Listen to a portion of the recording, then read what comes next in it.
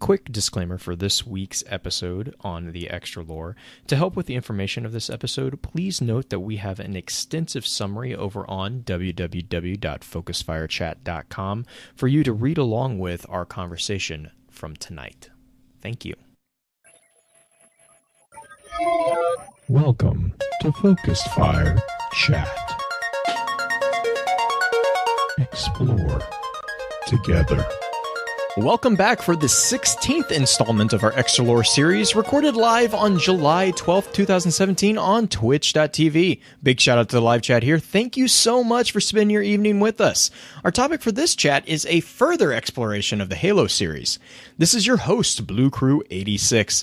Alongside me, we have the man who has actually played some of tonight's game, Justin Sane 0516.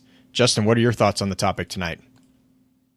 What was that? Was that like a hint of sarcasm? No, not at all. Not at all. Trying to say that I usually haven't played some of the game? I'm going to log that, and then we're going to move on. Yes, I have played some of this game. In fact, this game, you wouldn't even know me, Blue, if it weren't for this game. This is true. I mean, I know that you love Super Fiesta, but... No, it's anything but. No, it is literally anything but. I just love the no.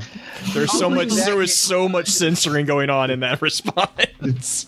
Calling that game type Super Fiesta is like calling a trip to your proctologist Casual Friday. It's a contradiction in terms that has not been rectified. Yeah. Oh. Well, Mel is working while we're still here playing around, so be sure to let her know that we miss her over on Twitter at The Wind of the Stars. We also have our resident Gunter extraordinaire, Green Eye Music Lover. Green, hope you're ready for the shenanigans. What are your thoughts on the topic tonight? I have actually read more of the books than I've played the games, quite honestly, so I'm interested in getting kind of the game lore thrown into what I know of the book lore. So I'm coming from a very weird place, because literally the only time I played ODST, I played Halo 4, but I've never finished anything after as far as story goes. So it's going to be interesting to see what's going on. Cool. And then, of course, for these topics, and particularly this topic, we always want to make sure we have someone who is well-versed in the lore.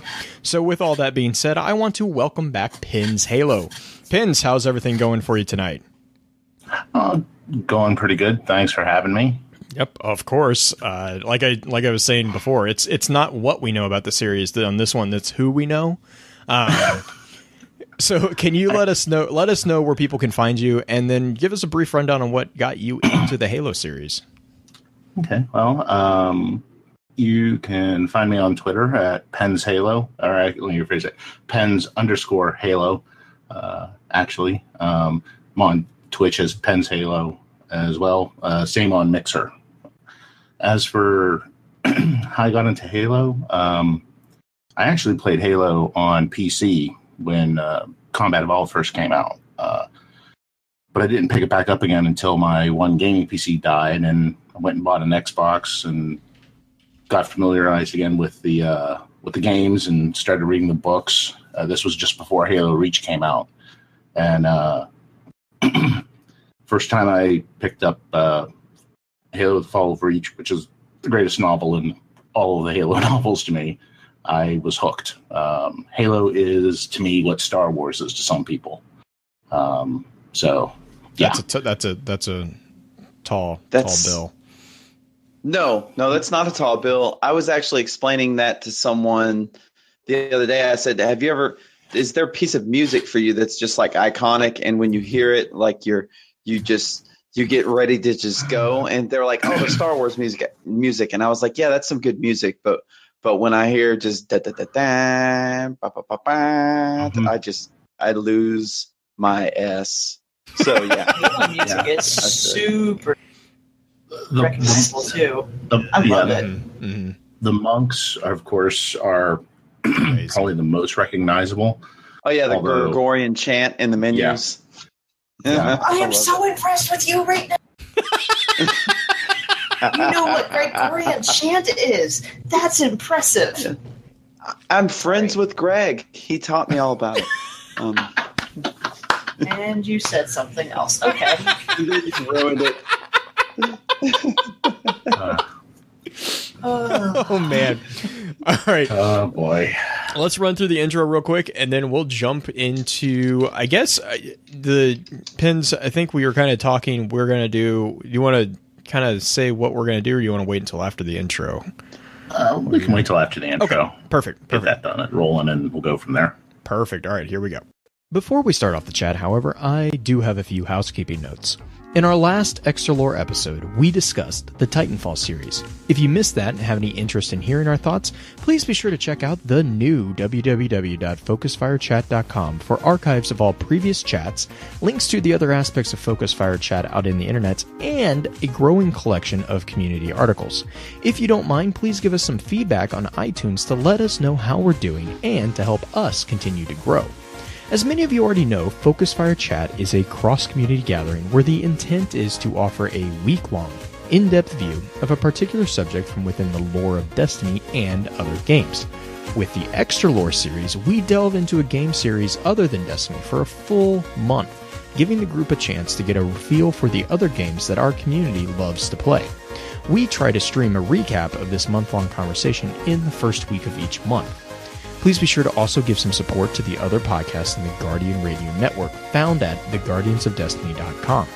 These include Guardian Radio, the first and longest-running Destiny podcast on the net, Guardian 1, Ghost and Echoes, which also has the Destiny audio grimoire, and the network's newest edition, a non-Destiny podcast, Paragon Radio. Our next Extra Lore is going to be a discussion on the lore of Horizon Zero Dawn, so be sure to jump into the Discord server and weigh in. With all that being said, Pins, could you kindly start us off with a general summary on the information that we have about Halo? All right. Kind of what we're going to do, my thoughts were, is we'll run through a timeline, excuse me, of what would be considered the major points of, excuse me, what happened in the Halo, what's gone on in the Halo universe. Go over some of the races, the primary races, and then what I'd like to do is take a look at arguably one of the most important characters in the Halo universe, in Catherine Halsey. Yay! Ooh, yeah. Open the floodgates of salt. Yeah. And Blue, go ahead and turn to page 6 in Mythos. Okay, hang on. I'm gonna Pretty much go from there. All right. Everyone, Mythos. turn to page 6 in your companion. Turn to page 6. Oh my gosh, this is like the most amazing companion to the lecture ever. Professor, I have a question about. Okay, Yeah. we're good. Let's Notes go. are on point this week. They didn't send them to Justin. All right. So, with Halo being around for as long as it has, it's 17 years. The universe what has occurred in the universe has been pretty fleshed out, and it still keeps expanding. So, in looking at it, when we were chat, one of the things I put together was kind of like what I considered a basic timeline of just the nuts and bolts of what occurred and whatnot. So, when you're talking in the Halo universe, you're starting in 15 million BCE. That's before Common Era BC. At that time, what occurred was the precursors arrived in the Milky Way, and the precursors essentially are the creators in the Halo universe. They arrived in the Milky Way, and they seeded the galaxy with life, and essentially from that developed all the species that are in the Halo universe.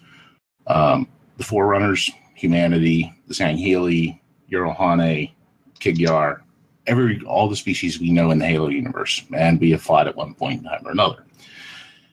The goal was to have a species develop where it could take what they call the mantle of responsibility, and I'll get into that here shortly.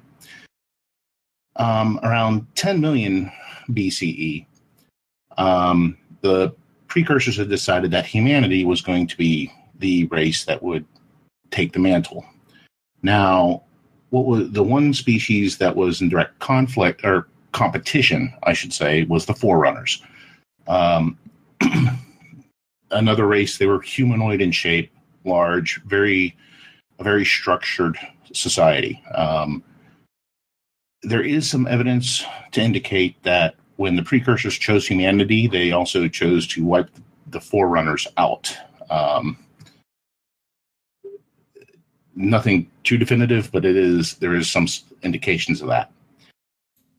The Forerunners, not wanting to be wiped out, decided to wage war on the precursors.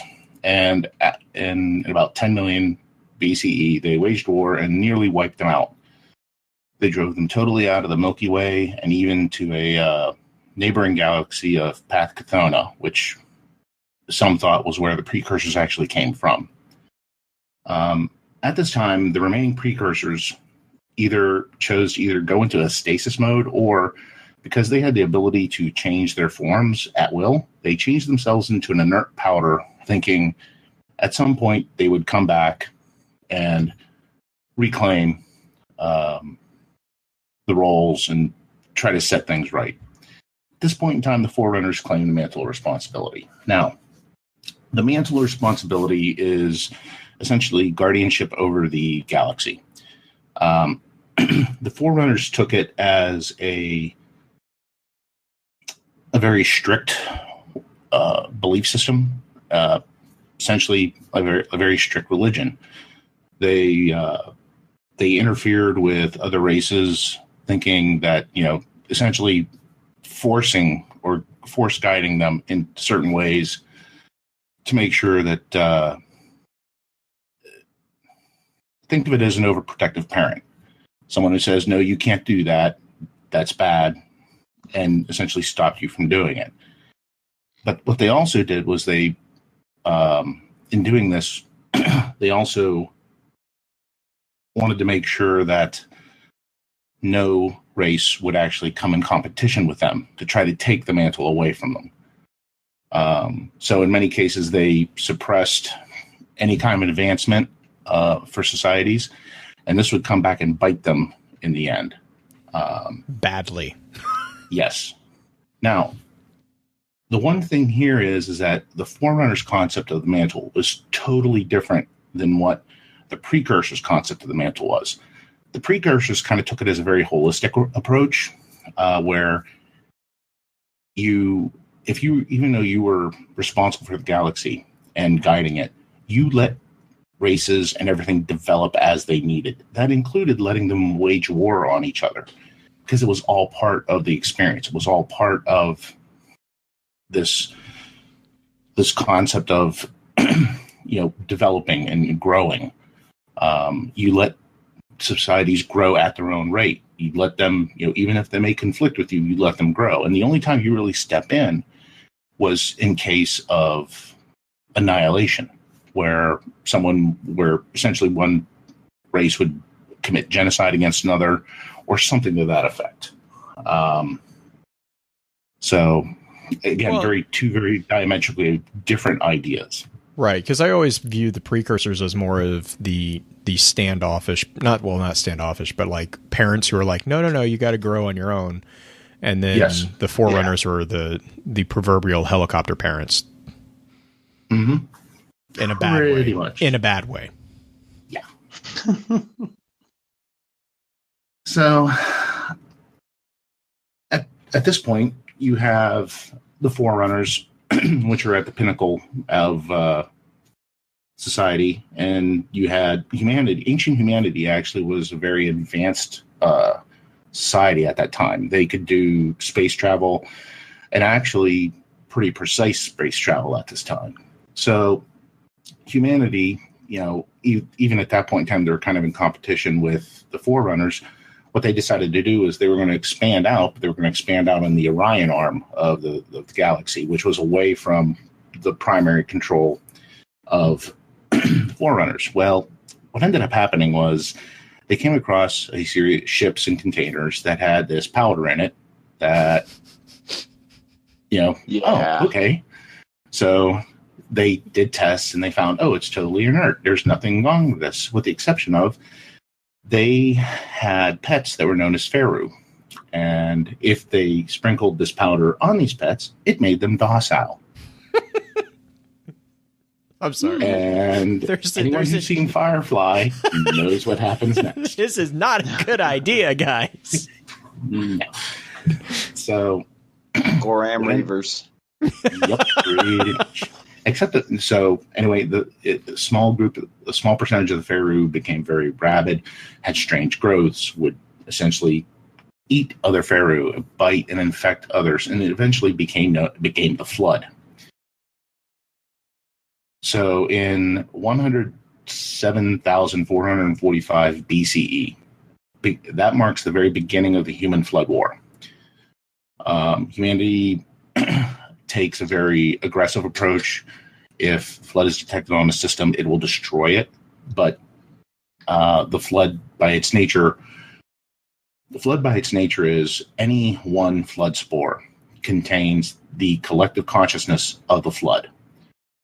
So all it takes is one, and it could totally wipe out any civilization on any planet, because it infects, it grows, and it expands, and then it infects again. It just keeps building and building.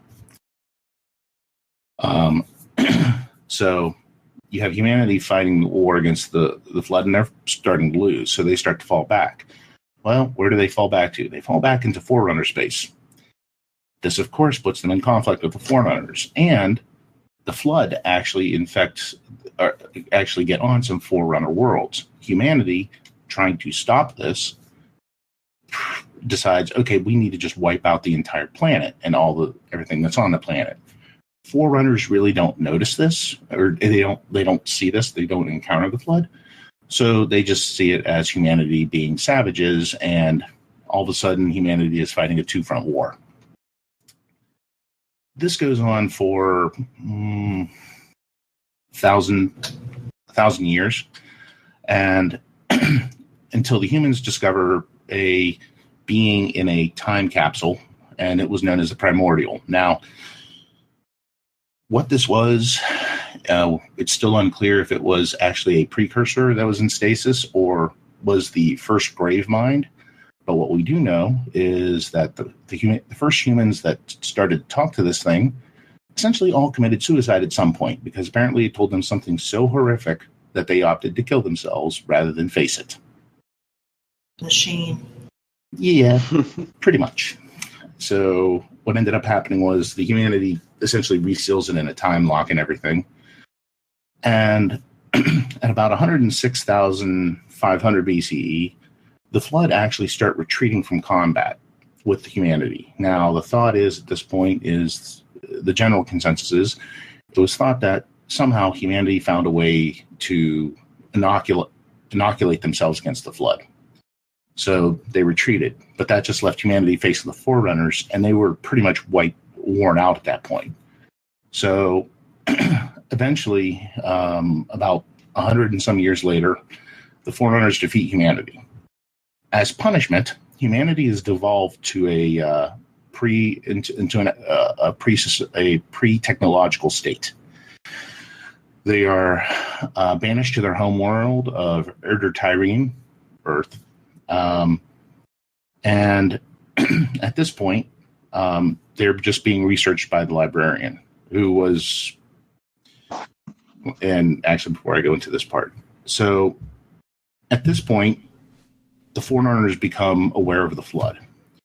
Now, Forerunner society was a caste-based society, and it was broken down into, I think, 6 or 7 different castes, if I remember right.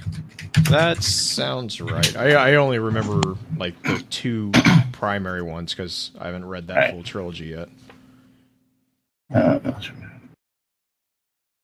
So you had the... Hang on one second here. Sorry.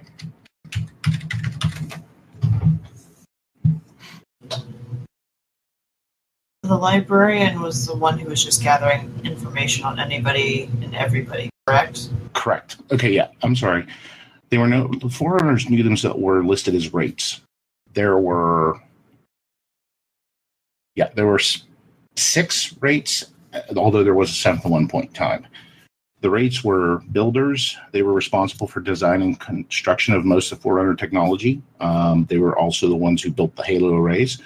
And it was after the human Forerunner War that they became the preeminent rate and actually absorbed members from other rates, specifically the warrior servants. And this is the leader of that was Master Builder Faber. You had miners. Miners were the ones who pretty much as their job, they obtained their materials requiring to build stuff, and they also did stellar and planetary engineering. You had life workers. This was the rate that the librarian was. Essentially, they were specialized in biology and medicine. They experimented on life forms, and they also were the ones who worked on what was known as the conservation measure, which was once it became felt that the Forerunners would not be able to defeat the Flood, they realized they needed to utilize the Halo rays to wipe out all life.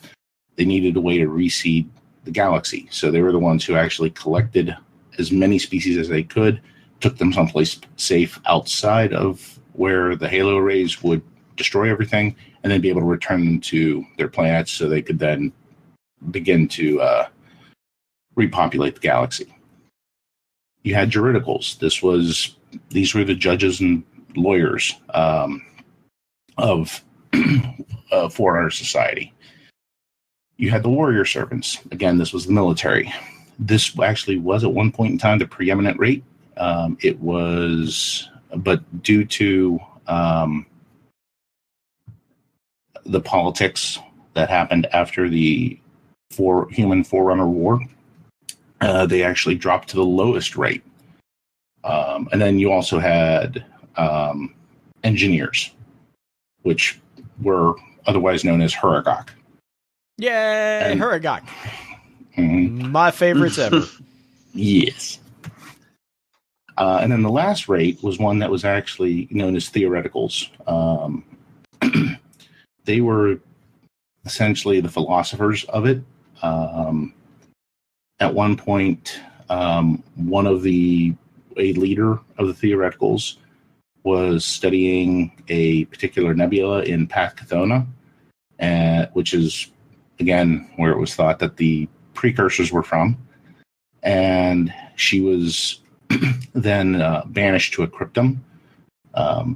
And it ended up that the cryptum was, quote unquote, faulty. So she died in it instead of just being kept in stasis. It was after that the theoretical rate was actually merged into the builder rate. So that's kind of the way the society was structured for the Forerunners. If you guys have any questions, please just stop and grab me, because I know I can have a tendency to just start rolling, and I don't want to roll over any questions.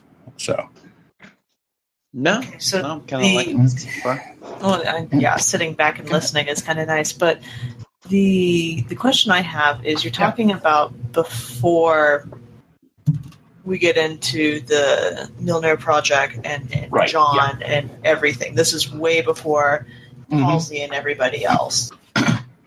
Yeah. Yes, this is true. It's kind of laying the groundwork of it, because kind of stepping outside of the lore for a little bit. This stuff all came out just before Halo 4, because all of a sudden you moved away from humanity, the Covenant, and the Flood to the return of the Forerunners. So that's where a lot of this information came. So it is kind of relevant to the in-game series. So there's a lot of it. I know there's a lot of it. Sorry. No. There's just a lot of enemies and stuff that their basic history and background as to why they're so angry, and their guns really annoy the crap out of me. Just good to know.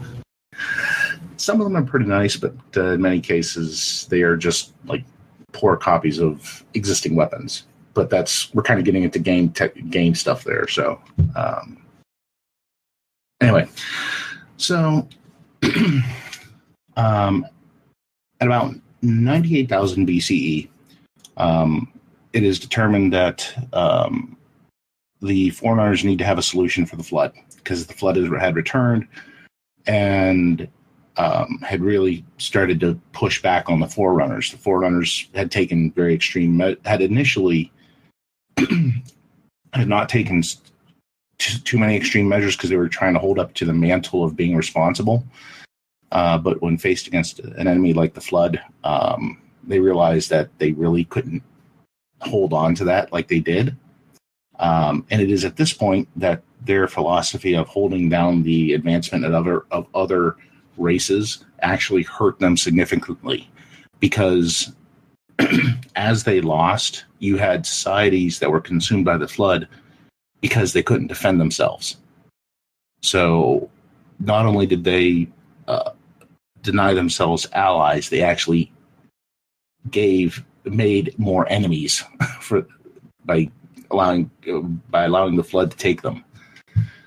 So after much debate, there were two plans for how to combat the Flood.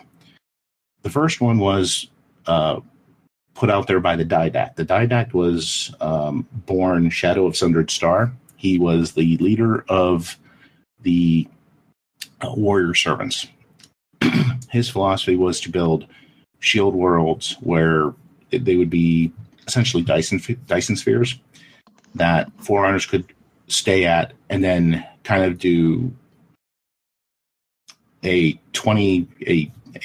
space version of island hopping like the Allies did in World War II, where they would just they would hop around behind the lines of where the Flood were to destroy planets and try to stop them that way. The second one was the building of what would be known as the Halo arrays. The Halo arrays were megastructures that were designed to wipe out all living, all life in the galaxy. It would not directly kill the Flood, but it took away its food. And it would actually kill in probably one of the ugliest ways that I can think of. It would attack the nervous system of a being of a certain mental capacity, and essentially vibrate them to death. Terrible. That's rough. You basically became a tuning fork for the galaxy. Pretty much, yeah. Pretty much, it would cause a nervous system overload, and essentially just wipe you out. Now, there was like I said, this was competing, and the builders who were the ones who proposed the Halo array won. And it's at this point that the Didact, for his opposition, was actually sealed in a cryptum. Again, it actually banished to Erde Tyrene. Essentially, he was in the Jumonkin crater, which was set in modern day.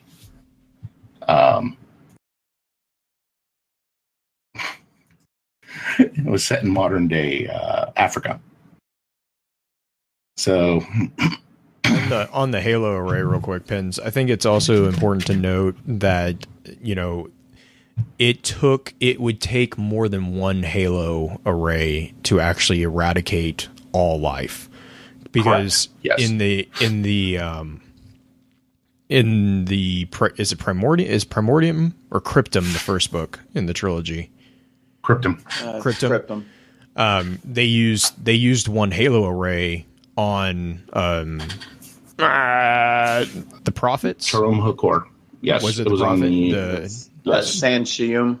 Yep. Yeah. It was used on the Shanshium planet as a punishment, and it was fired at low power. Right, and it's still. I mean, what I mean here is that, like, in the game, you kind of get this sense, one Halo array would wipe out everything, and it's not. It's actually the connection to the whole array of network Because there's 12. Well, do we know how many there were? Yes. Okay. We do. And give me 1 second. Okay. There were originally... There are two different kinds of halo array constructed. The halo arrays were built on what was known as the arc. There was one that was the first 7 was actually, I'm sorry, there were 12 of the first group. They were 30,000 kilometer wide rings, and they were built at the greater arc. Now, the way that these were fired was when it shot the pulse out, it shot it out in they were not multi-directional. They went out, like if you look at a hoop, it kind of went out the sides and shot out as a cone. Now, eventually at the lesser arc, there were 7 that were created. Now, these were 10,000 kilometer wide, but they were truly multi-directional. They shot, when the pulse went out, it went out in every direction. It shot out in a sphere. Now, their pulse range was 25,000 light years, if I remember correctly. So they were all positioned throughout the Milky Way. So when they fired, they would all be synced through slip space communication, and they would all fire pretty much at the same time. Right. Yeah. I remember, because I remember that they had to synchronize via slip, because slip space was how they moved them too, if I remember right. Correct. Yeah. That's yes. They were sent in position. Each ring had the ability to go through slip space and into its preordained position for essentially for maximum firing, maximum impact, I guess is the best way to put it. So yeah. I just wanted to kind of call that out, because I think that might be a common misconception for those who are jumping into Halo. Because then that quickly follows of, well, why, it seems like a lazy job from a storytelling perspective. Oh, we are going to Delta Halo. It's, when it's actually not. It actually is. There is a reason why there are 19 now. Well, there were so many. There were 12. Out of the original 12, only one survived because, as we'll mention here in a little bit, was that because of a turn? Because of an AI that turned to the side of the flood. A lot of the original 12, 30,000 kilometer rings were at the homeworld of the Forerunners, and attempted to destroy the front Forerunners right by all of them firing at once. However, due to a Forerunner known as Born Stellar Lasts Eternal, who became known also the Didact, and I'll get into that here in a little bit. Because it wasn't confusing enough. Right. Because is it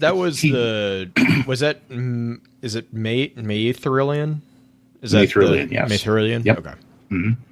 And so what ended up happening was, due to slip space eddies and whatnot, many of those original 30,000 kilometer rings were destroyed. There was one that was able to get away, and it was Installation 07, that eventually reconfigured itself as a 10,000 kilometer ring. It was those 7 that went ahead and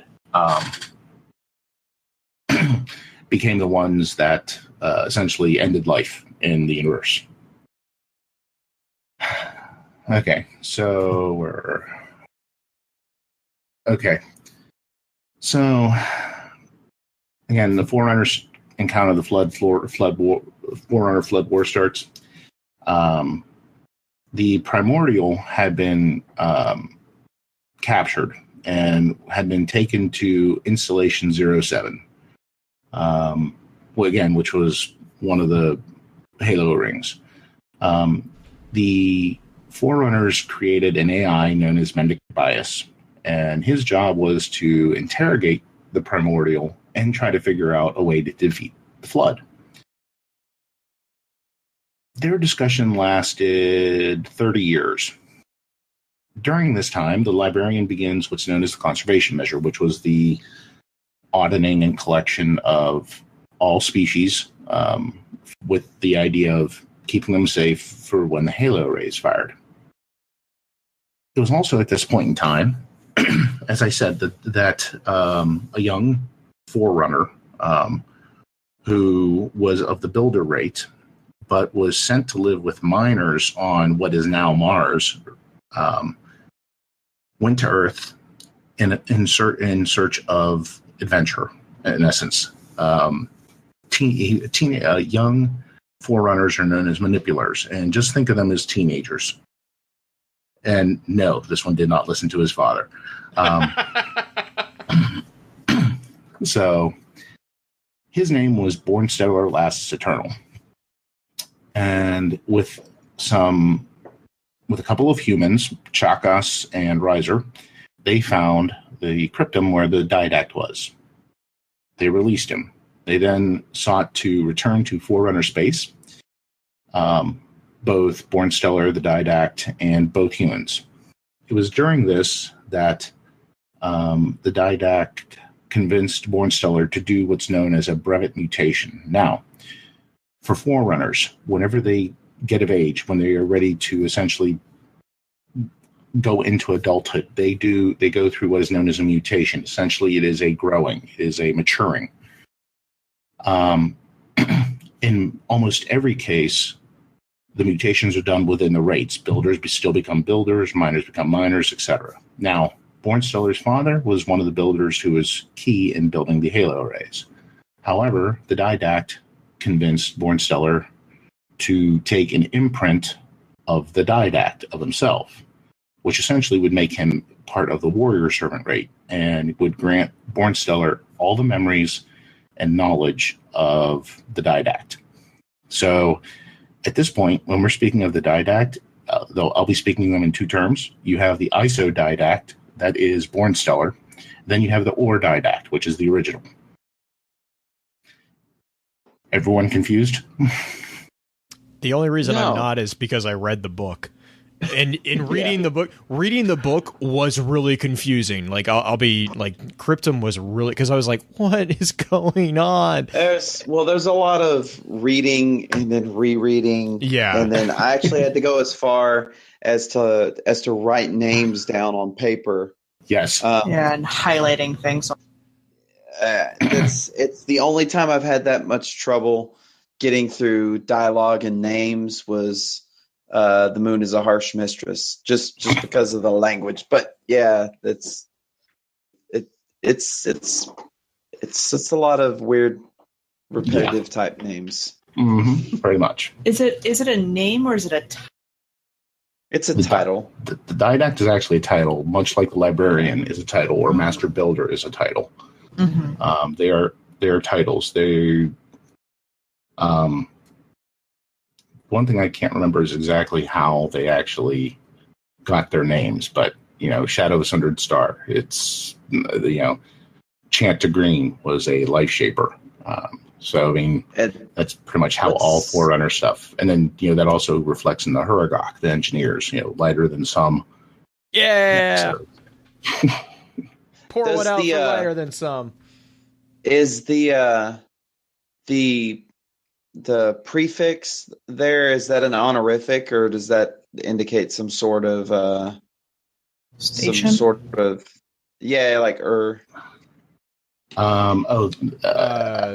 those I'm not 100% certain on it. I think it just indicates the difference between the two.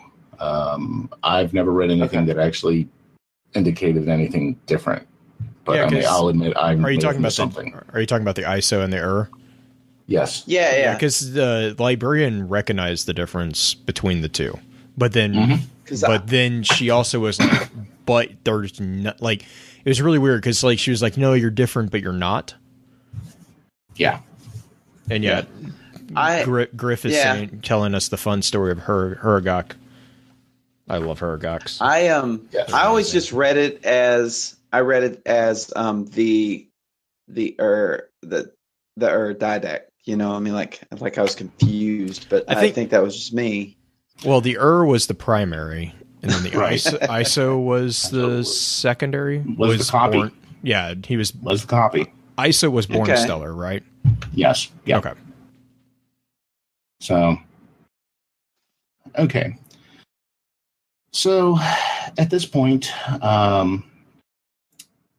it comes down to Mendicant bias returns. He joins the Flood, turns on the Forerunners. The Forerunners then create another AI called Offensive Bias. Again, it is the same class of AI. It's a smart AI. However, it has nowhere near the free will that Mendicant did. And at this point, after a number of battles, it is decided that the only option is to fire the arrays. It is at this point in time that the Didact, who had been captured by the Flood and tortured, and then released back to sow discord on the Forerunners,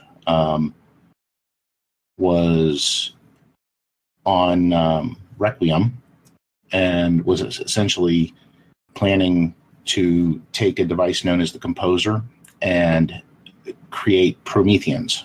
Prometheans were his personal guard. And by use of a device known as Composer, he turned biological matter into digital. So he essentially created a race of AI soldiers who could fight and defeat the Flood. He turned this on a number of humans that were part of the conservation measure and turned them into Prometheans, feeling that, humanity brought this on, so they deserve to be essentially punished by making them fight the Flood. The Librarian ambushes the Didact on Requiem and seals him in a cryptum to try and atone. She then goes to Earth to oversee the creation of a portal that would allow people to pass from Earth to the Ark. And it's at this point in time that if you played Halo 3 and you picked up the terminals, there was a lot of conversations back and forth between the Librarian and the Didact, meaning the ISO Didact. She convinces him to fire the arrays. The arrays are fired. A very small group, and essentially wipes out all life in the galaxy. There's a small group of Forerunners who survive, who go ahead and seed life back across the galaxy, and then they leave. They leave the Milky Way to find another place. So, several tens of thousands of years go by, and races develop. Humanity goes through its growing pains, along with every other race. And then in 852 BCE, the Covenant are formed. The Covenant is initially formed from the Sanshayum, the prophets, and the Sangheili, the elites. Both had progressed faster than humanity at this point, because actually neither one had been devolved as much as humanity had. And both in their home planets had a number of Forerunner relics. The prophets wanted to research them and use them. The Sangheili didn't. They felt that they were holy relics and shouldn't be used. This, of course, led to a war. The prophets had an ace in the hole. They had a Forerunner dreadnought that had been on their home planet that they took and while on the ground, the Sangheili were better warriors. They couldn't face up to the Dreadnought. They came to a peace and then proceeded to expand they started building essentially their covenant as a religion. In 648 BC, they built the city of High Charity, which was a mobile home world for the covenant. And every race that they came across, there was initially warfare, but they eventually made peace with them or forced peace and brought them on. The hunters, the Kigyar, which are the jackals, the Yaname, which are the buggers, the Ungoi, grunts, and then essentially the Urohane, or the brutes. They essentially formed this massive covenant. So every race that they came across, while there was initial conflict, they actually got them to join the covenant and join this religion. So in the 22nd century, that's when humanity actually starts to get to the point where they can be spacefarers. In 2163, the UNSC is formed, the United Nations Space Command. And the following year, the UNSC actually creates the first bioengineering protocols to try to augment humans. This never really gets beyond the planning stage because it costs too much and technology has not gotten far enough. And in 2178, our favorite organization, Naval Intelligence, is formed. Ugh. Oh, and I. Yes. Can just go into a deep, dark hole where they'll be happy and burn. Yeah. They might be happy about that, too, actually. I think they might be masochists. Probably. In 2291, the Shaw Fukizawa slip space drive is developed by Shaw and Fukuzawa. It allows for slip space travel. In about 100 years later, the first wave of colonization begins. One of the first planets colonized is the planet Reach. This would eventually become the main military base for the UNSC outside of Earth. By 2362, the first wave of colonization of planets are done. The 2390, the last of what would be considered the inner colonies are colonized. Expansion then continues to occur in what would become known as the outer colonies. And in 2475, the first civilian uprising in the outer colonies breaks out. UNSC is called in and to suppress it, and realizing that this is going to be difficult, in 2491, Project Orion is started. Project Orion was an offshoot of the first bioengineering protocols, where they would take actual soldiers and augment them physically, mainly through biochemical means, physically, eyesight, things of that nature, and then they would actually use them to fight the insurrection. By 2506, Project Orion is stopped. And it's also in this year that the first human brain is cloned. In 2510, what I would consider to be probably one of the major characters in all of Halo, Catherine Halsey, is convinced to join ONI. Real quick, time out. Point of order, real quick. Yeah. Was Halsey involved with Project Orion originally? No, she was not. Halsey,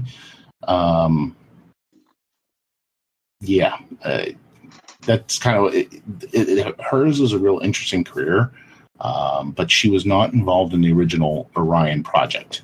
She actually was still a teenager at the time, despite the fact that she had gotten by the time I think she was 15 or 16, she 15. Was working on 15. She was working on her second. No, she was working. I think she was on her degree. Third, because I think she. No, I think the second. Hang on. Second or third doctorate. Hang on, Professor Pens. Hang on. So on page 60. All right, no. If you guys have Mythos, actually, this is a really useful book.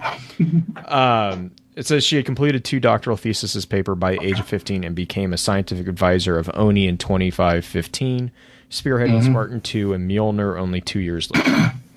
Right. Okay, so, like I said, 2515, she joined Oni. 2510, she joined the UNSC. 2515, she joined Oni. Yep. Few years later, she developed the Spartan-II program is put into place. And in 2517, the candidates that would form the Spartan-II program are inducted. They were straight up kidnapped.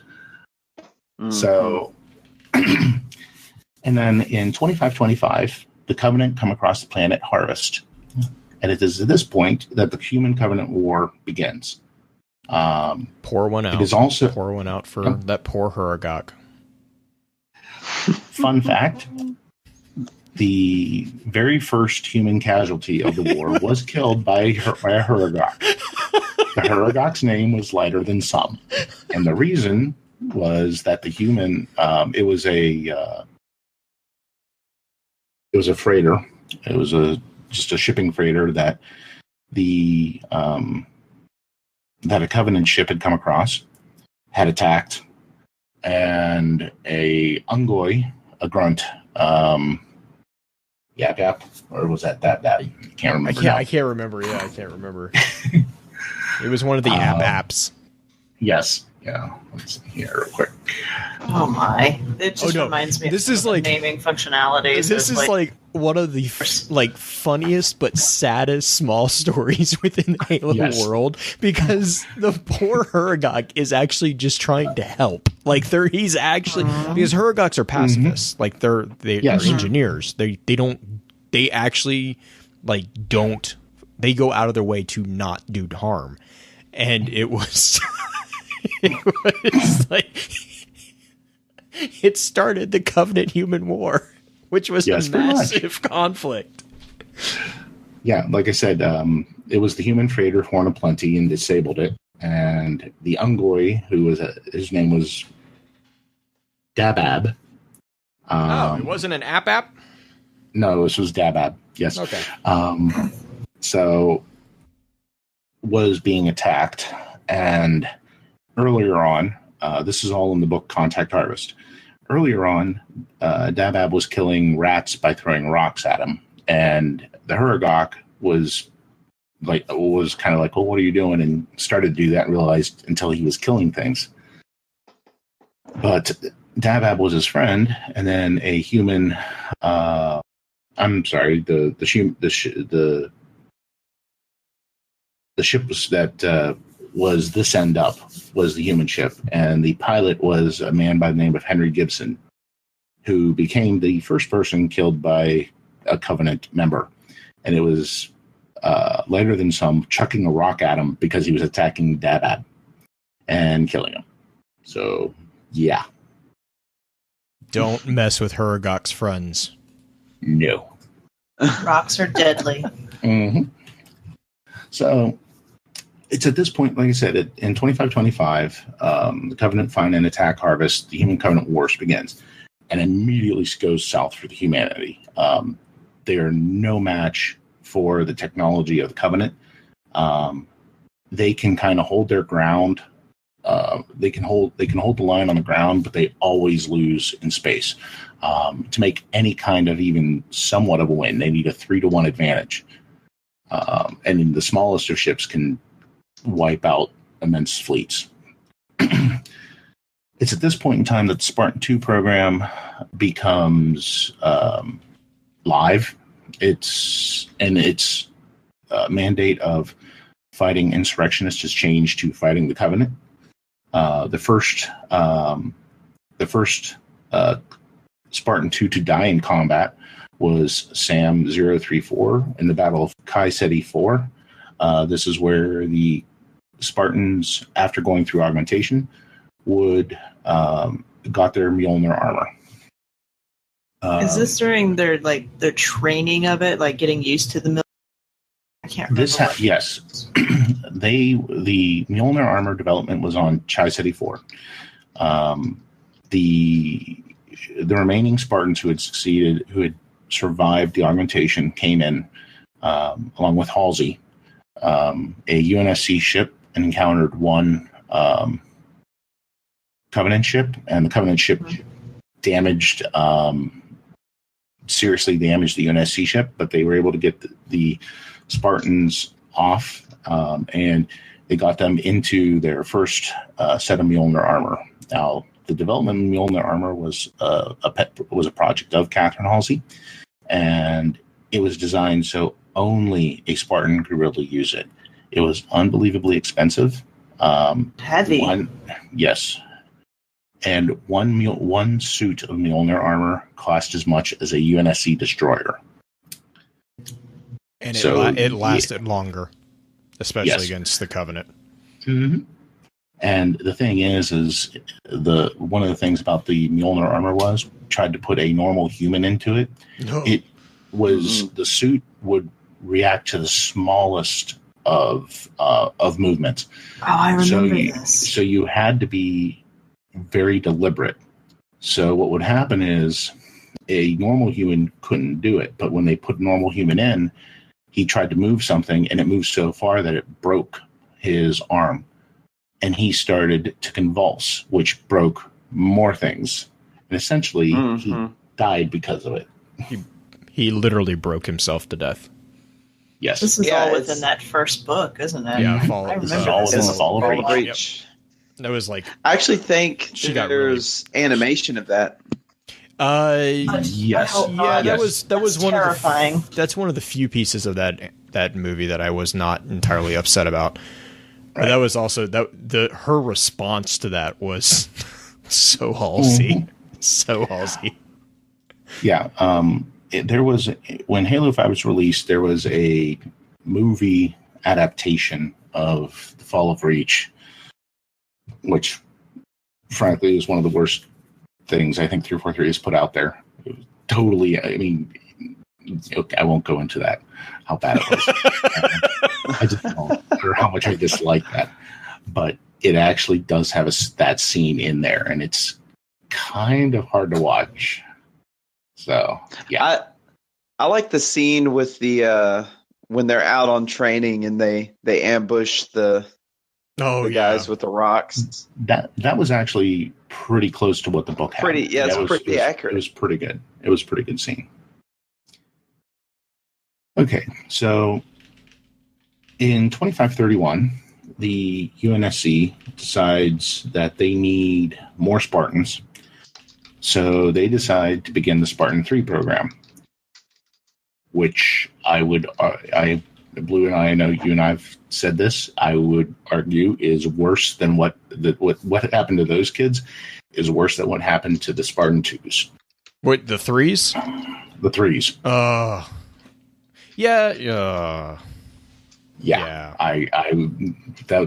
That's I could go for hours on that in and of itself. In 2534, the UNSC Spirit of Fire, which was actually the first ship ever to encounter the flood, is designated lost with all hands. By 2535, the majority of the outer colonies are destroyed. At this point in time, the Cole Protocol, which is a set of instructions that says that should the Covenant be ready to look like they're going to take something that would allow them to find Earth, that either that the ship must self-destruct itself, or that any ship that's fleeing cannot have a direct path to Earth. It must take a random jump, and then at least one random jump before it recalibrates and heads towards Earth. This is to try to keep the Covenant from finding Earth. In 2547, Oni makes the Spartan-II program public to try to boost morale, since everything's going so poorly. And then in 2552, for Halo CE, the Spartan-II Master Chief Petty Officer John 117 is paired with a smart AI Cortana, and this is for Operation Red Flag. Operation Red Flag is a plan to capture a prophet and try to sue for peace.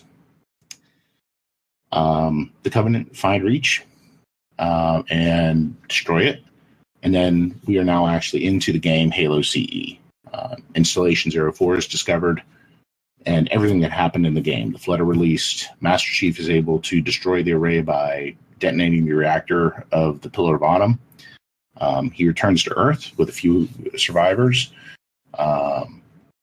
And we now go into what was Halo 2. The Covenant find Earth and find a portal. The portal that the librarian had buried and created was in the East African city of Voi. The Covenant that found Earth was a small fleet led by the Prophet of Regret. He jumps out and ends up finding Installation 05, another Halo array. Installation 05 is actually already flood infested from an outbreak because its monitor was lax in its duties. Yeah. Oh, do we want to talk? Is that too much spoiler to talk about What? Guilty Spark?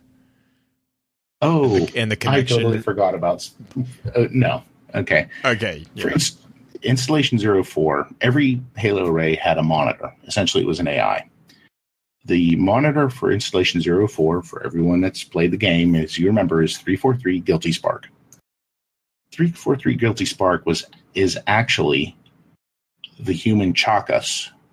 He had suffered major injury, and in the closing days of the Forerunner Flood War, and the Isodidact, trying to save his friend from any way possible, essentially made him a monitor, an AI, and he was tasked with the safeguarding of Installation 04. Again, that didn't turn out too well. He escaped. And again, in Halo 2, we come across him. And even in Halo 3. So, and he actually, even getting hit like 3 times with a Spartan laser in Halo 3, he actually did not die. He is found by the members of the UNSC Rubicon after the war is over, and no one quite knows what happened after that. Hopefully, they hit him repeatedly with a sledgehammer. The quotes are pretty hilarious. Oh my Yes. gosh, he was like Halo's Navi, was what he was. Mm-hmm. Except Yes. you actually could hit him, which Mm-hmm. made it better, slightly. Yes, a little bit. That made it. So, kind of jumping back here a little bit, the Covenant get hold of the ability to fire the Halo rays. And one thing I forgot to mention is the one thing driving the Covenant was the idea of the Great Journey. Great Journey was the idea that if they find the Halo rays, they would fire them and they would all ascend into godhood, Oh yeah, it's which was side mission type. Yeah, which frankly was a total misread by them. They totally misunderstood the Forerunner glyphs that they were they messed up on the deciphering of them. And they just said a little bit, just a little bit. what they thought was reclamation, meaning they would reclaim everything, was actually reclaimer, when the reclaimers were humans. So yeah, and actually the hierarchs, the 3 prophets that were actually at the top of the Covenant, the prophet Truth, Mercy, and Regret, they all knew the truth, and that is why they actually implemented the called for the eradication of humanity, because they didn't want their power to be taken away. Didn't one of the wasn't that how one of the prophets got assassinated?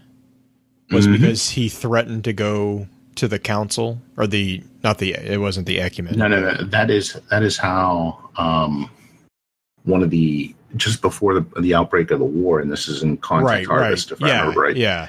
One of them was what essentially. was it? I can't remember who that was off the top of my head. I'm gonna go back through this But- encyclopedia. No. It wasn't any of the 3 that you know. It was essentially one of the former hierarchs that died, that was killed And then I think didn't Regret replace him? Or yes, one of them. Regret what replaced him because Regret was actually the oldest one out of the. I remember right. Okay. They all looked pretty old. Yeah, pretty much. In their hover chairs.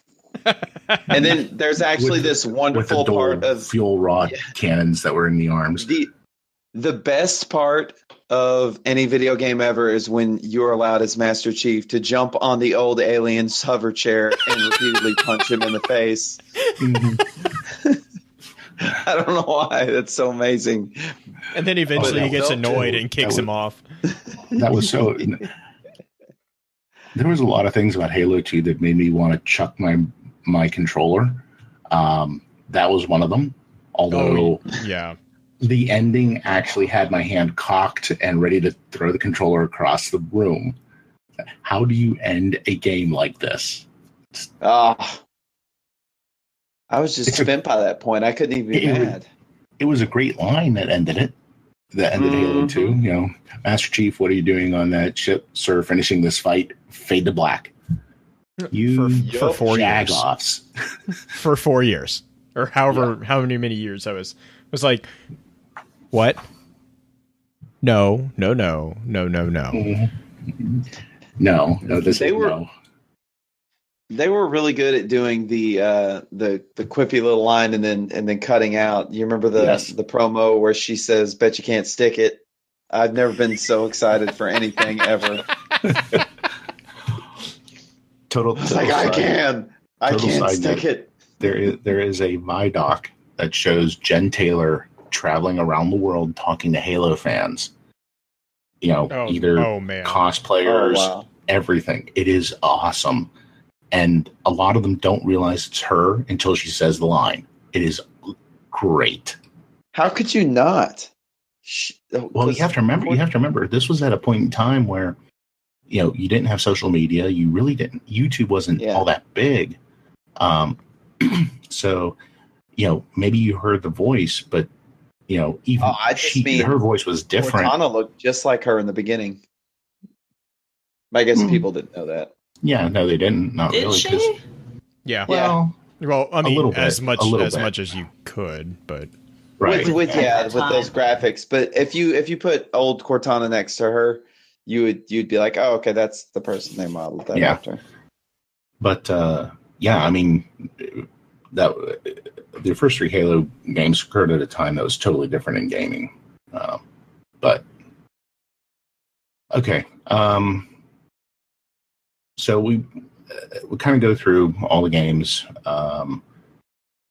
Master Chief is able to stop the Covenant from firing, and at the end of Halo 3, he is left on the back end of the severed Forward Unto Dawn, floating in space, while the Arbiter crash lands back at Earth, and humanity is finally at peace for the first time in 30 years. In 2553, the Spartan-IV program has begun, and our wonderful friends Oni starts a campaign to keep Sangheili in the midst of civil war so they don't turn against humanity. In 2555, a research mission on Installation 07 finds a timer that is a countdown to have all the Halo arrays fired. There is a operation put together, joint between humanity and Sangheili, that goes to the Ark and was able to stop that from firing. And in July of 2557, Master Chief and Cortana find their way to Requiem. They encounter the Covenant led by Jul and Dama, and they end up waking up the Didact. Anyone who's played Halo 4 pretty much knows the story. At this point in time, Cortana is reaching the end of... Well, yeah, pretty much. She's... I think in some cases they tried to liken it to Alzheimer's, but she was essentially succumbing to rampancy, which is when an AI essentially doesn't have any more room to actually collect data and starts thinking themselves to death. Chief and Cortana defeat the Didact. Cortana dies. And Or does she? Yes. Oh. Okay, she quote unquote dies. And then in 2558, you essentially have you have Halo 5 occur. Chief and Blue team go against orders, find Cortana. Team Osiris chases them. And this is the rise of Cortana, and the created, the AIs rebelling against humanity. In 2559, the Spirit of Fire ends up finding its way to the Ark, where it fights a faction of Covenant known as the Banished. And that pretty much is where we are from the end of the games. So, any questions? Because that took a lot longer than I would expected, but yeah. There's a lot to dig into, for sure. So you easily there. I mean, has there ever been podcast on Halo lore specifically, like what we do with the Destiny lore? There is some. There's one Forward Unto Dawn. They're kind of sporadic in their broadcast, but they are very good. And one of the guys there, David Fuchs, I think, actually put together a book called Community Evolved, where he it's amazing. Interviewed a number of prominent members of the Halo community, Duststorm being one, Goose Chukka being one, that I remember in there, and just talked about their experiences in Halo. The one, again, they're really good. Again, they don't broadcast a lot. One that is a weekly one is Podcast Evolved. Let's see, Oren, Krista, David. Oh, geez, Alan, yeah. They are primarily a Halo lore podcast. So yeah, they touch on different parts of the Halo lore. They do a pretty good job on it too. But yeah, there's a lot there. I mean, most of the stuff you'll find from a lore perspective are a lot of YouTubers, Toa Freak, Hidden Xperia, Covenant Canon, those guys, and they do amazing work. They can get into a lot of detail and know a lot more than I do, and are better at it than I am. So False. Pitch pause. False. We will disagree on that, but yeah. Well, fine. I agree to disagree. Okay. I disagree to disagree. I'm just here, and I'm glad you're here too. Well, thanks. All right. I don't know if you guys want to try to do Halsey. Yes. Okay. All right. I want to know more about her, because she is, in my opinion, probably the most interesting character. Or at least she has some of the most depth and books and whatnot. Because John, I mean, John's kind of a one-sided die. Oh, that's not true. It's so true. He's a one-sided die. That's not true at all, but I can see how people perceive it. Because the thing is like with John, I mean, reading, is it The Flood? Is that the one? Yes. No.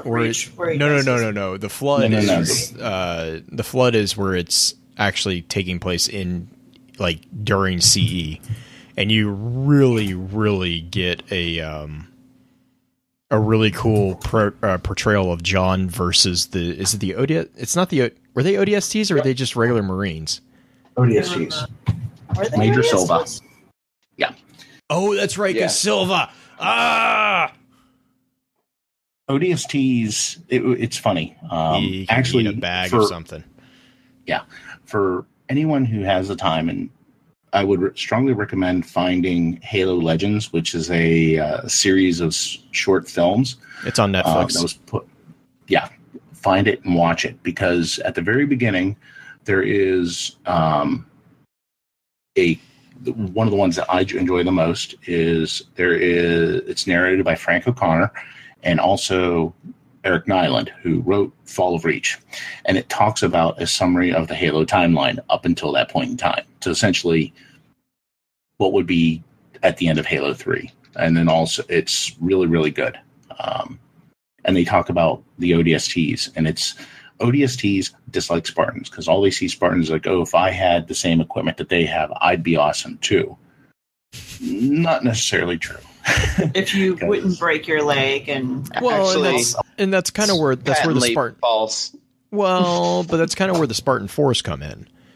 Yeah, is because that they kind of were like, okay, fine. I kind of in my head canon of the entire thing, they're finally like, fine, we hear you. Stop your blankety blank. Here, here's some drugs. Here's some drugs and here's some drugs and some cheap armor. Yeah. Go away. Yeah, but they were closer to freaking Titanfall pilots than they were Spartan-IIs. Oh yeah, no, totally agree. I mean, like the ODSTs are more along the lines of what we would know as Delta Force or SEAL Team 6. Yeah, really. They were highly skilled and trained and motivated fighters. The only difference, the difference is that they weren't heavily augmented, and they, like the Spartans were. They weren't trained like the Spartans were from a very young age. So, yeah. Well, and I wouldn't even call it trained. I would call it conditioned. There's the scene in Fall of Reach. Well, the part in Fall of Reach where Master Chief goes in to work out, and there's some ODSTs, and they're hassling him, and he clicks into another mode, and just takes him apart. Except he doesn't. Not really. Not in the book. Until they mess with him. He just he kills one guy because he was ordered to. Two. Because he was ordered to. Oh no, yeah, but no, I'm not criticizing Chief. What I'm saying is that it's such another level. It's such another level of physical conditioning that to compare the two. To call a Spartan anything near an ODST would be like calling an alligator a lizard.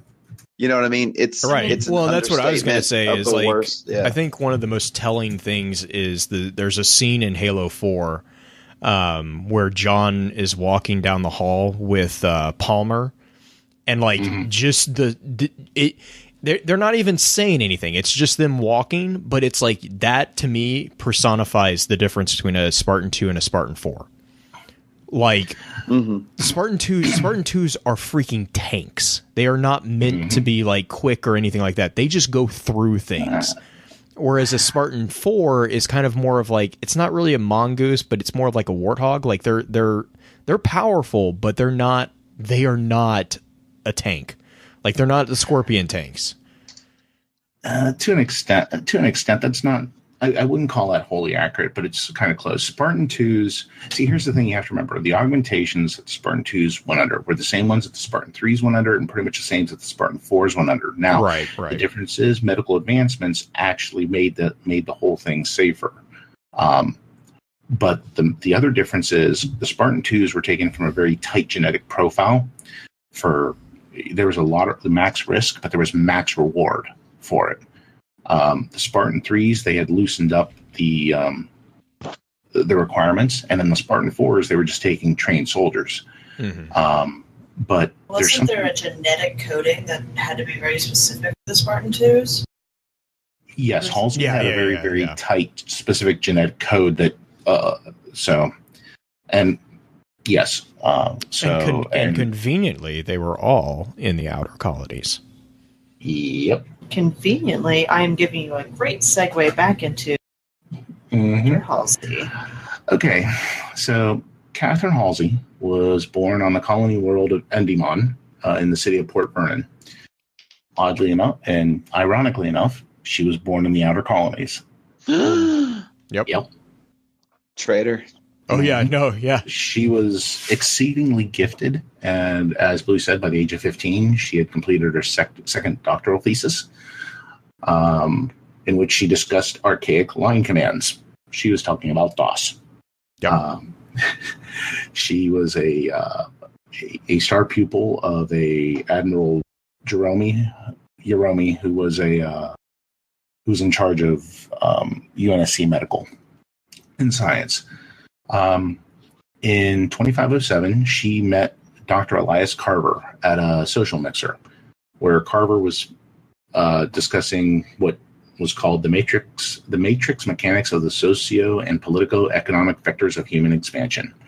Essentially, Dr. Carver had come up with a theory that said that eventually, because of human expansion in space and human nature, that eventually war would break out. And that if the UNSC wanted to avoid this war, they needed to actually strike first in a military fashion to take out the essentially defeat the enemy before it actually broke the leg underneath them. It was during this that Halsey kind of contradicted Carver publicly, saying that while the general theory was right, the factors that he was using were wrong. Needless to say, he didn't take well to this young upstart. And it seems that the two of them butt heads quite a bit, because it is set 2 years later, Carver actually takes his own life. The reason being is he was what came under extreme conflict by his theories. The thought being that, okay, did my science, did my science prove that this was going to happen, or in using my science actually cause this to happen? Meaning the insurrection. Did he take a series of facts, come to a resolution that would not have occurred had he not come to it? Kind of a paradox, kind of a thing. So it ended up driving him to commit suicide. So Halsey at this point in time comes under the eye of Vice Admiral Michael Stanforth, who was then a captain, and he would aid her in her projects. And 3 weeks after the social mixer where she met Carver, she was contracted by the UNSC to grant proposals for artificial intelligence. Now, she had to do a test model first, though, to prove everything, and it was Carver's model. So what she ended up doing is she used the same test that Carver did, but she ran what her model would be. Carver used a factor of 7. She used a factor of 16. And it was at that point in time that it impressed the UNSC that they brought her on. Now, one of the things about this is, and this kind of includes Halsey volunteering to join the UNSC and Oni. This was actually Oni and the UNSC knowing that they weren't smart enough to convince her for them to convince her to join. So they made her convince herself to join. As you do with a woman.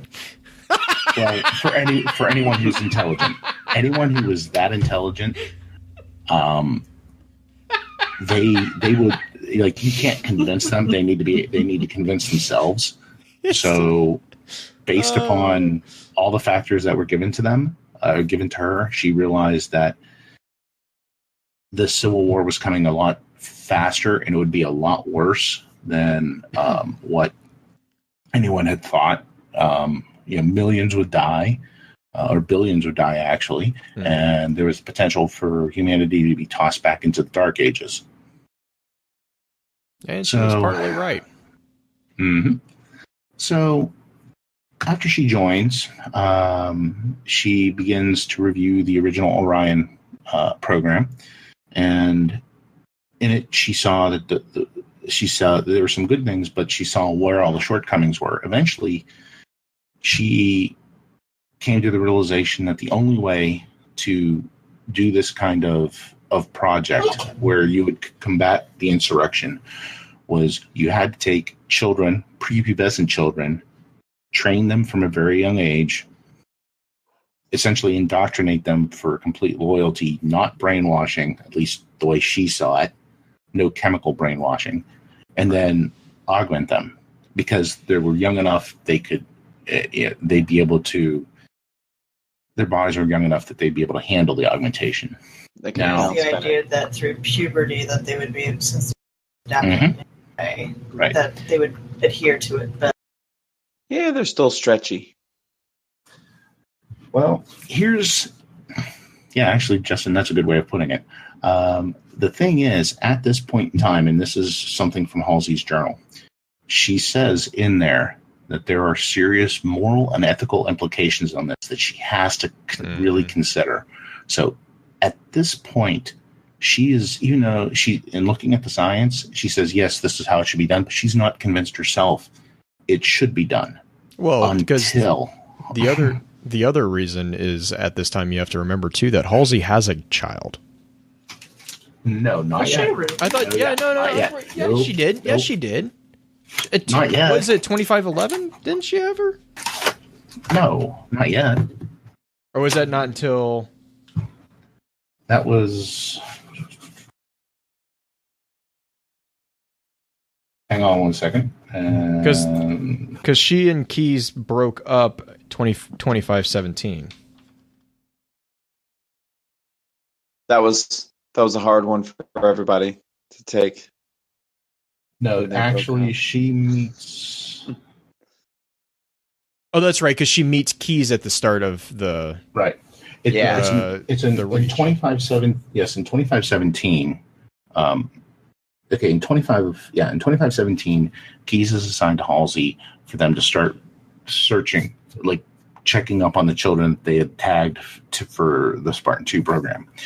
The very first one she met was John, and which is actually a great scene in Fall of Reach.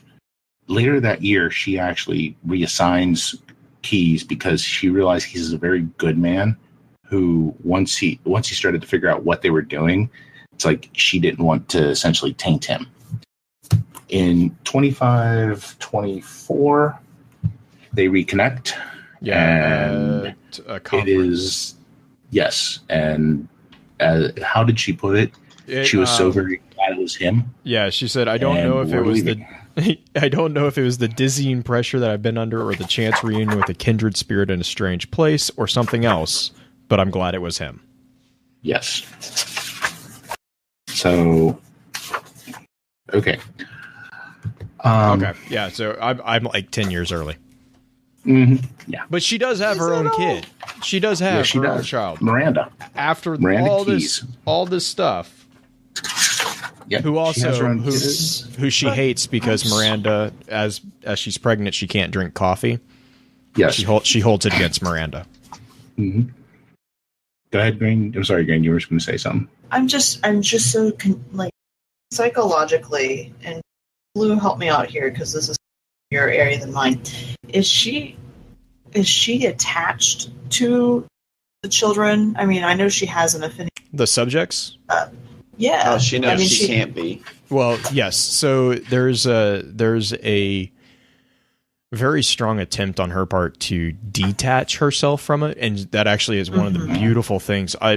I'll try to. We'll need to get you guys copies of the journal because she actually talks about that quite a bit, and that is why when you see her later in the game series, how like. When she interacts with John, her interactions are very maternal. Like they're very, it's a very maternal relationship with him. right. It's because via the whole, I mean, you have to understand she raised these kids, and then she basically subjected them to these experiments that, the mortality rate of them was right. ridiculously high. Died. And John seemed to particularly get under her skin, though. Who?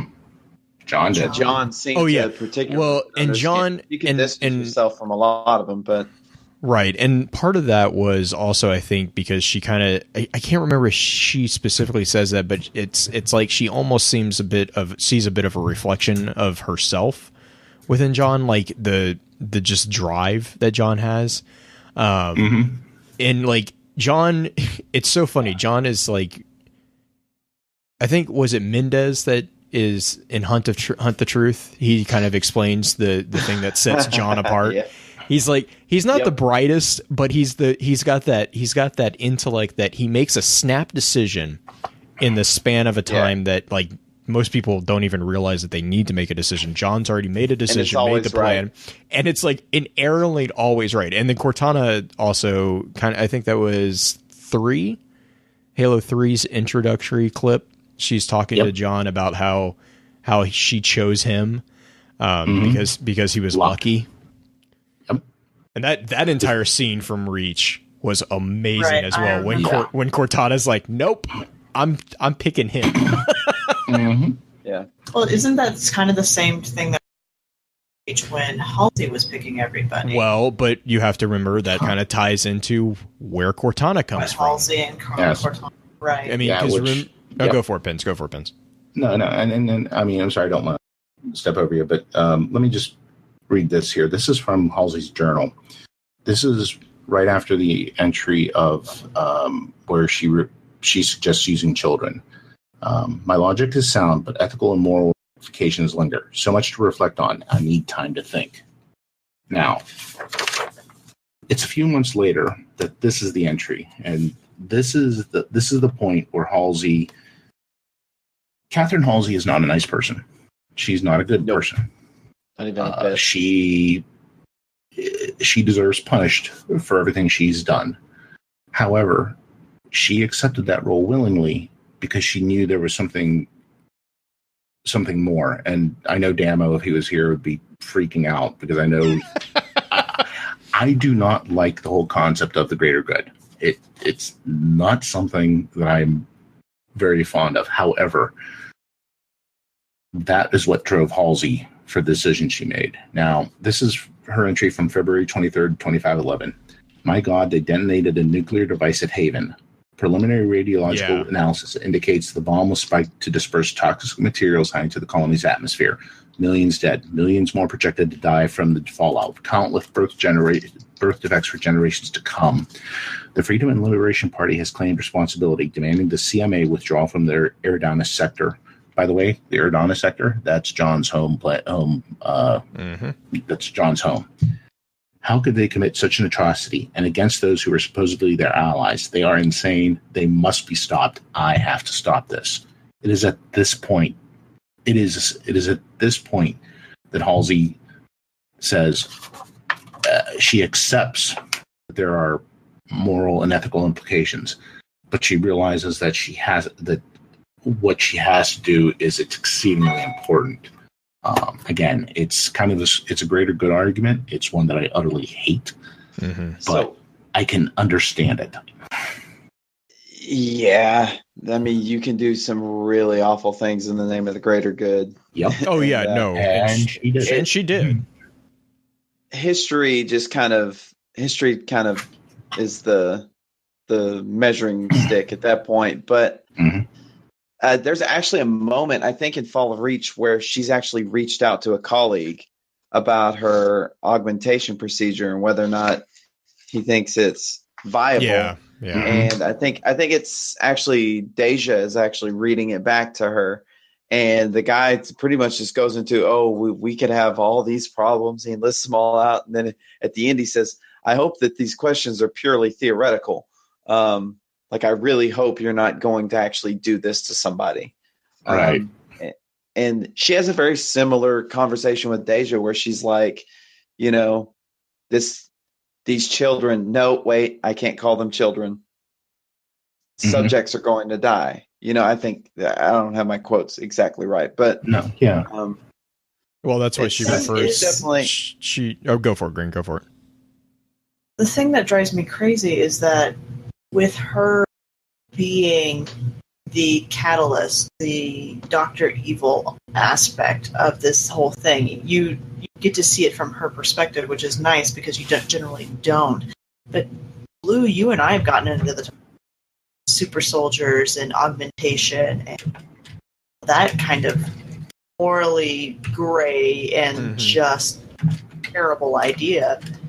Say that history dictates the victor, dictates what's okay, it's still a really crappy thing that she did. I mean, she literally stole the children from these parents without the parents knowing and replaced them with clones. Yep.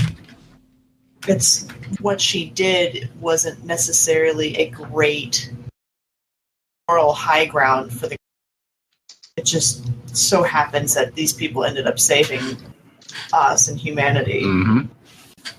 It's and you see it. I mean, it's a theme that you see quite a bit in Ghosts of Onyx and First Strike.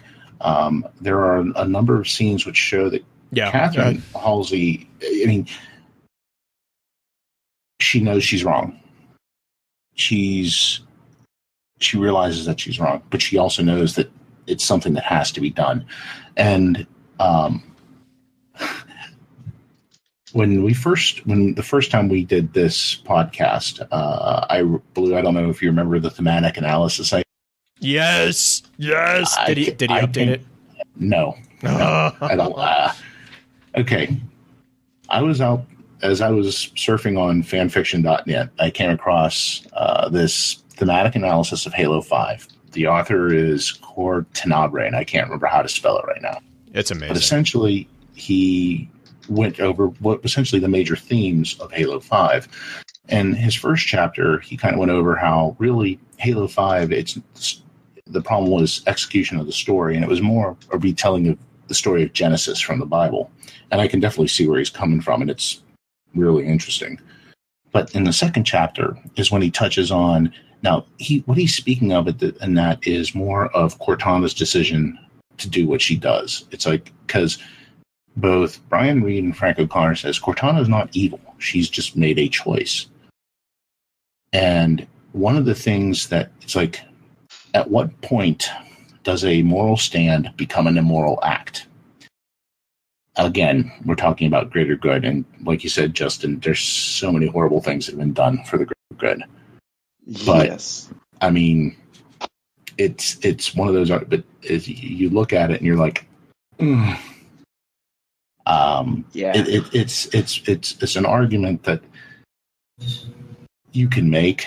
And again, even I'll sit there and say is that Halsey deserves to be punished for what she did, and I think her character even accepts that. But but she should be punished for what she did is the debate, right? Whereas Oni throws her under the bus for everything, which is where my problem comes in.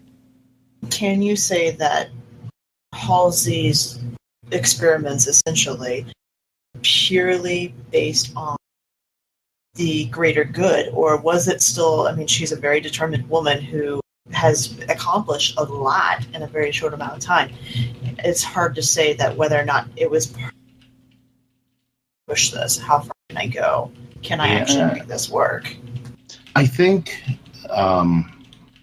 very early on it was definitely that, but I think that in just that one section that I read from her journal, now mind you, this is the impression that I get from it, is that she was actually hesitant to do this because she knew there were some horrible she knew what the implications meant, but she was pushed over the edge to make that decision. Yeah, when she realized how horrible things were getting, and she felt she couldn't stand on the sidelines when she had the ability to do something and let this occur. Now,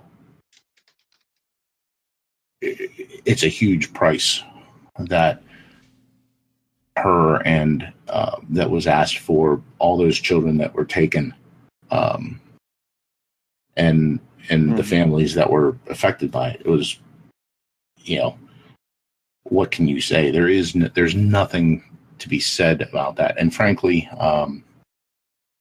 just to reference back to the books, if you read the book Mortal Dictata, which is the third book in the Kilo 5 trilogy, it starts off with a father of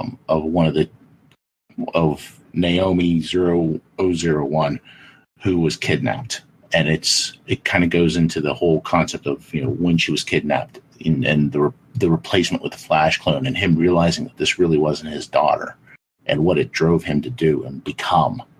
I'm not a big fan of that series, but that is a very powerful. I mean, that intro is a very powerful one, and it really, really shows the impact of the decision of what Halsey did on normal people. Yeah, and it's just like anything else. If you take Halsey's, accomplishments or crimes, however you choose to view it, if you stay very broad strokes with it, she comes out on top every time. Like she, her actions will always be justified if you do that.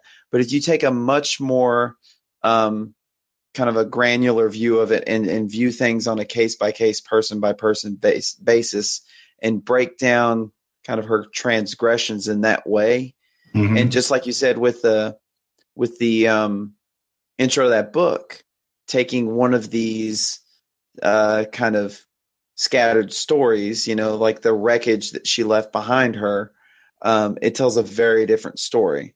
And yeah, you kind of say that Halsey accepts, the judgment from her crime, but she really kind of doesn't. I think she always views herself as operating kind of on a different plane than as everyone else, because when she's like, ordered, to be executed, she manages to exfil herself from that situation. Well, but I think again, she's also fighting against. She doesn't have a problem paying the price for what she did, but at that point that she was being ordered to be executed, that was Is that Parangoski? No, was that who was trying to scapegoat her? Yeah, they were executing her for Olsen something. No, Olsen, I don't think so. But the reason why she was like kind of skirty about the execution that I think you're talking about was when Oni was like, they were sweeping everything under the rug by executing her. And so they were going to get away with what they had done, which in some cases was, if not as bad, worse than what she had done. And so again, this is a character who I don't think has a problem accepting the payment, the piper has to be paid. Like, that's something. No, it was. But it was Admiral Osmond, okay. But she also has a really big sense of she's not going to pay the piper for someone else, especially. I actually don't. I don't think it had much to do with her sense of right and wrong and fair and not fair as far as Oni was concerned. I think she still legitimately believes herself too important to be executed. I can see that. At that point, yeah. I mean, but again, you have to understand, and this was brought up in, I think, Glasslands, which was the first book. This is when Halsey, when Oni finally catches up with Halsey, there's a discussion in there where Margaret Parangoski, who is head of Oni, confronts Halsey, and it wasn't the kidnapping of the children. It wasn't the augmentation of the children. It was the fact that she left flash clones for the children. Yeah. That's what but Parangoski kind of had a weird thing though, because she wasn't even upset that she left flash clones. She was upset that she did it without getting approval. Right. Yeah. She didn't actually even care what it was. She was pissed that it hadn't been approved. And then that was when they started kind of heaping everything on her. Right. And I mean, and that's really what it was. It was the two that Halsey and Parangoski never got on. And a lot of that was this feeling that at the point where she was essentially chief science officer for Oni, she got all this funding for the Spartans and everything. And she was also very critical in development of smart AI, Cortana, despite the fact that her methods for that were hinky. She essentially she essentially cloned her brain 20 times. And I know from Red versus Blue how well that works. Mm-hmm. Well, also, I mean, we know Cortana was made, and I believe Kalmaya might have been one. I can't remember if it was or it wasn't. But because Kalmaya was considered the older sister of Cortana. And actually, she actually had a theory that to move past the rampancy thing, she came up with a number of different ideas, one of which was creating an AI in a slip space bubble, which she actually did. For anyone who has gotten Halsey's journal, you'll notice that there's 4 pages that are torn out of the book. That is deliberate. 343. It drove me insane. Oh yeah, trust me, it drove me nuts too. Yeah. Wait, what? I didn't get to this. Was it Halo 3 that we got journal? No, it was in Halo Reach. If you bought the Legendary Edition or the Mythic Edition, I can't remember the full names, but either the one with the statue or the one below it, the Collector's Edition. I think it was Collector's and Legendary. But in any event, one of the greatest pieces of Halo lore, in my mind, is Halsey's journal. It's this neat little journal thing. You know, it has one of those flaps that's kind of like a semi-magnetic kind of flap to it. It's handwritten. It looks like it's all handwritten with different drawings in it and everything. And in it, it details all this different stuff about, her interactions with Carver, the whole thing with joining Oni, evaluating stuff about the Orion project, and in it, partway through, where she starts talking about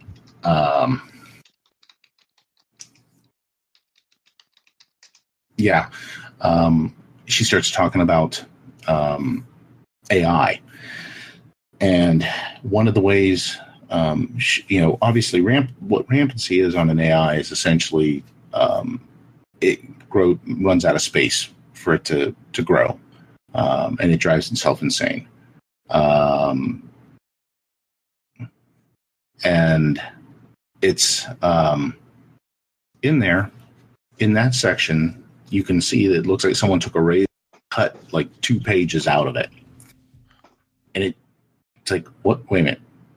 Is something wrong here? Did I get a bad copy? No, it was on everyone. It was done deliberately. It was done deliberately. So I still am blown away by this thing because Pins kind of mentioned this. I don't know how they did it, but it is actually it's handwritten, and I love the coffee stains. The coffee stains are best. But the sketches, the difference between pencil and pen is very noticeable. It blows me away. Yeah, it's probably what Cade's journal should have been. Yeah, I mean, Cade's a little journal, bit more content. Well, Cade's journal was written inside of Treasure, so it was written inside, but it's an annotated version of Treasure Island. But right. So here's my question then. What were the missing pages? You had started going into that. Yes. The fact that pages were missing out of a book kind of made my brain go on tilt. Yeah, no, that's okay. The missing pages were actually, like I said, it was right in the section where she's talking about AI and how to move past the rampancy. Rampancy. Thank you. In it, one of the things that was said was, if she can, in theory, if you create an AI in a slip space bubble. Now, the thing about slip space is a totally different dimension. So, being that, essentially, you could create an AI without limits. Now, in there, it talks about the FTL, the faster than light drive from a frigate called Tripping Light that was being decommissioned. And then all of a sudden it kind of just hops over and does something, goes someplace else. Well, the missing pages were actually, let me do this here. The missing pages it jumps were from actually her taking one of the brains that she cloned and disabling all the safety protocols on the FTL drive and creating the AI, creating a slip space bubble and creating the AI in the slip space bubble. Now, it describes like loss of time and all this other stuff. And essentially, the AI grew so fast and so knowledgeable, it grew so beyond her. And she ended up killing the bubble and the drive, and she hoped she killed the AI because it had grown immense. Okay, so the concept of the AI growing so big and rampancy in general is the computers, if you get to a certain point, you have too much information, so it starts rewriting itself. Is that why the slip space kind of? I mean, I know that's a very super simplified version of it. But. Yeah, kind of. In the idea is that if you create when AI is the smart AI in the Halo universe is all created from a human brain, but it's how it's created generates limits, as in how much information you can have and everything, and which is why there's a 7-year limit on smart AI. And then they're disposed of.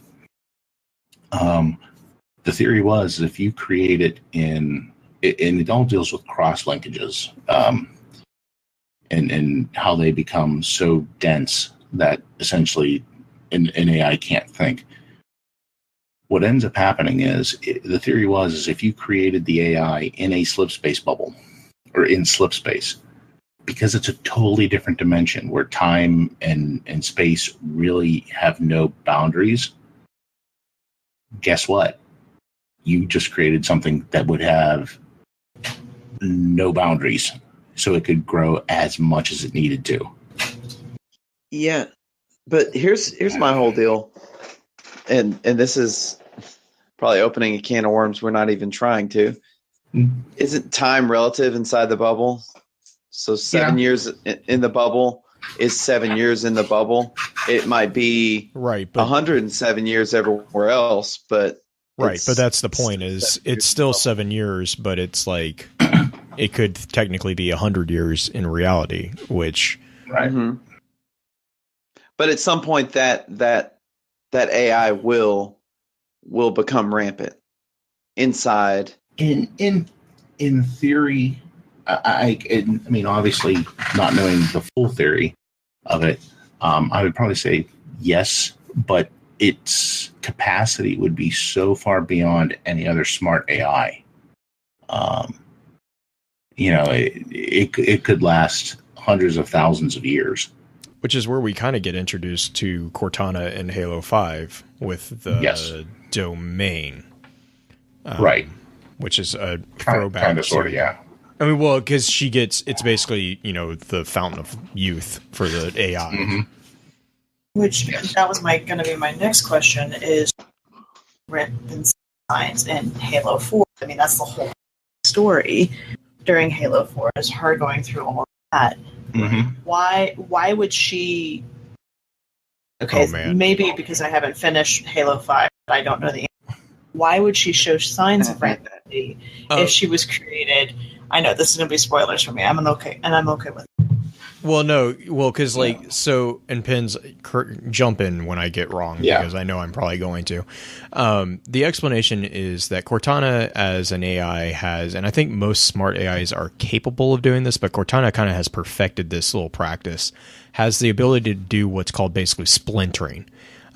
She creates splinters of herself so that she can multitask. And she's been able to do this pretty much since we've known Cortana.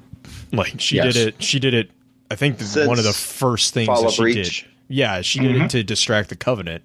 So this is nothing new for Cortana. And I think the theory here was that she actually, so in the conclusion of Halo 4, she splinters herself to distract the Didact and allow John to kind of kick him in the nads.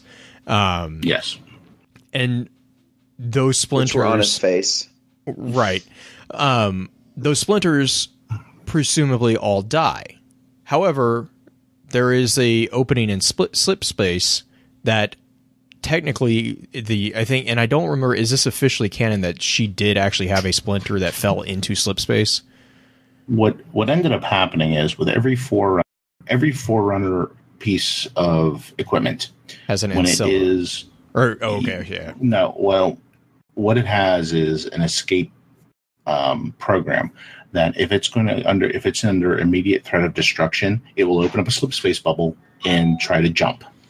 Now, at the end of Halo 4, Cortana is splitting herself and whatnot, and her rampant pieces are the ones that pin down the didact, allowing John to put the plasma grenade into his chest. It's the line she says at the end of Halo 4 is, "Most of me is down there." Yeah. What was below the didact ship was a slip space portal. So essentially, there was the one fragment that made Cortana the Cortana we knew was the one that got John off the ship. The others were all in slip space. And it was at that point in time that through slip space, they found the domain, and essentially she reformed herself in the domain. Now, what did we just talk about with creating an AI in slip space? What happens? It has tons more space. So yeah, it's like switching from a hard drive to a cloud drive. Like, I mean, right. you don't I mean, you still have limits technically, but you really don't. Like, yeah, I mean, you can just keep expanding. Griff said, yeah, she touched the domain, but the domain was actually a precursor construct that was tied to the it was a precursor construct tied to slip space. So yeah, wasn't the domain almost a psychological link as well? Yes, because Bornsteller, I think I remember him mentioning that he had lost the ability to connect with the domain, and he was like, it was something that seemed like if you're sitting, doing it was nothing, because of the firing of the Halo rays. Right. No, but I mean, like the way he spoke of it, it was like, oh, I'm bored, I'm going to connect to the domain and look up something, or like there was it was almost like a wireless internet basically that it connected things. So yeah, it kind of like that. I mean, the domain essentially was the Forerunner internet, but it was also tied to slip space through its neural network kind of a thing. And so yeah, Cortana did connect to the domain, and actually in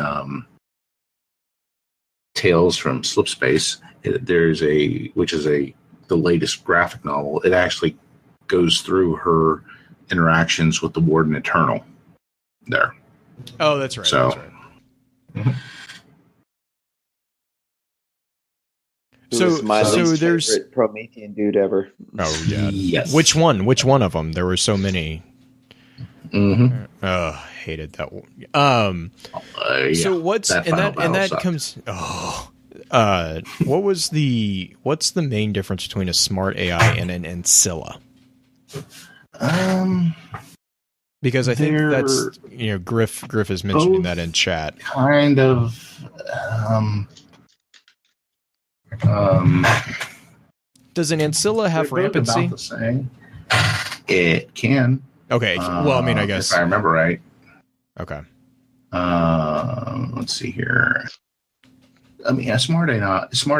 Okay, smart AIs are pretty simple. Smart AI is created from a human brain, and at that point in time, it has essentially unlimited. It has the ability to learn everything and do everything. It's not tied down to what, like a dumb AI is actually constructed in a lab. It has no human brain to it, and it is an expert in one field. Deja was a dumb AI, and she was an expert in military history. Right. Cortana, Serena, Isabel. These are all smart AIs. They were created from human brains. BB.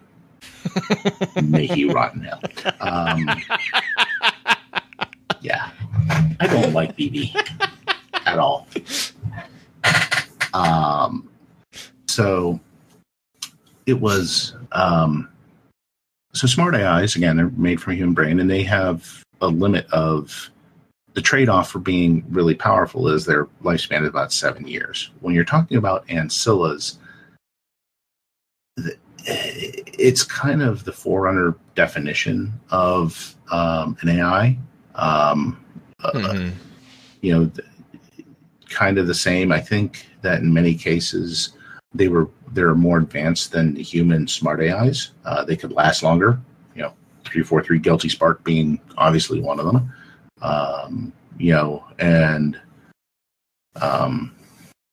So yeah, there's the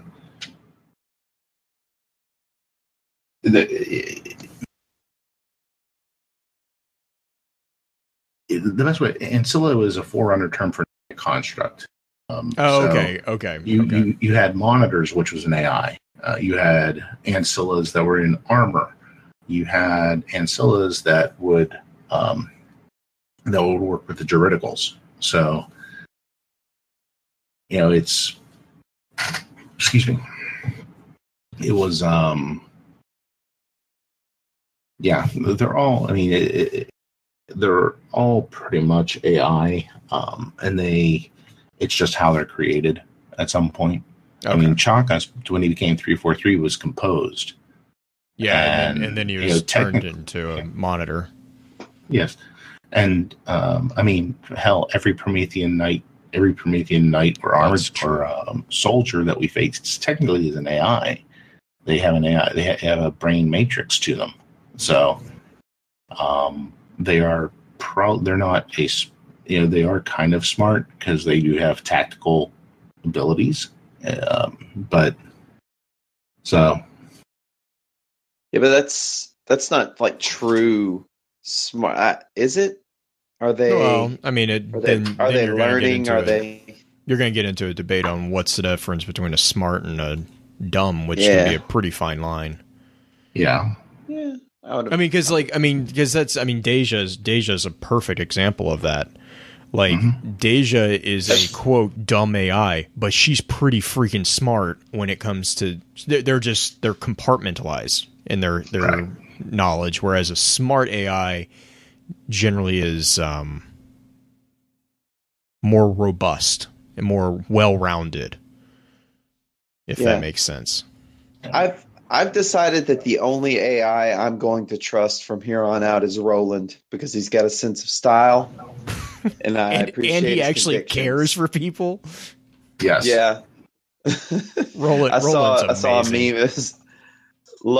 Find someone who loves you like Roland loves his flight cap.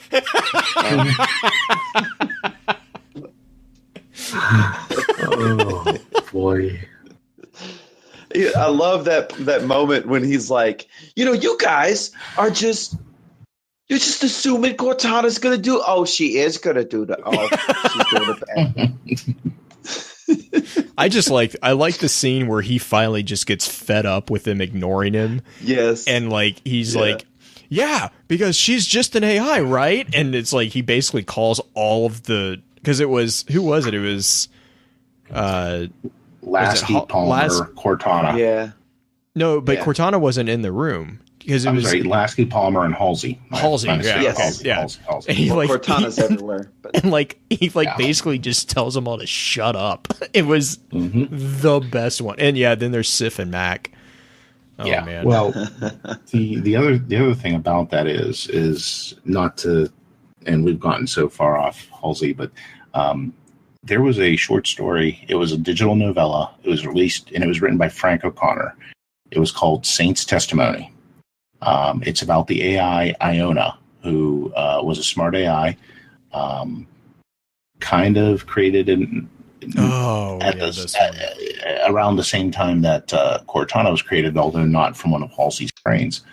And it talks about, the whole rampancy thing and how Iona would kind of quote unquote dream to help stave off rampancy, where she would shut pretty much everything down and she would just let one small section of her matrix just go.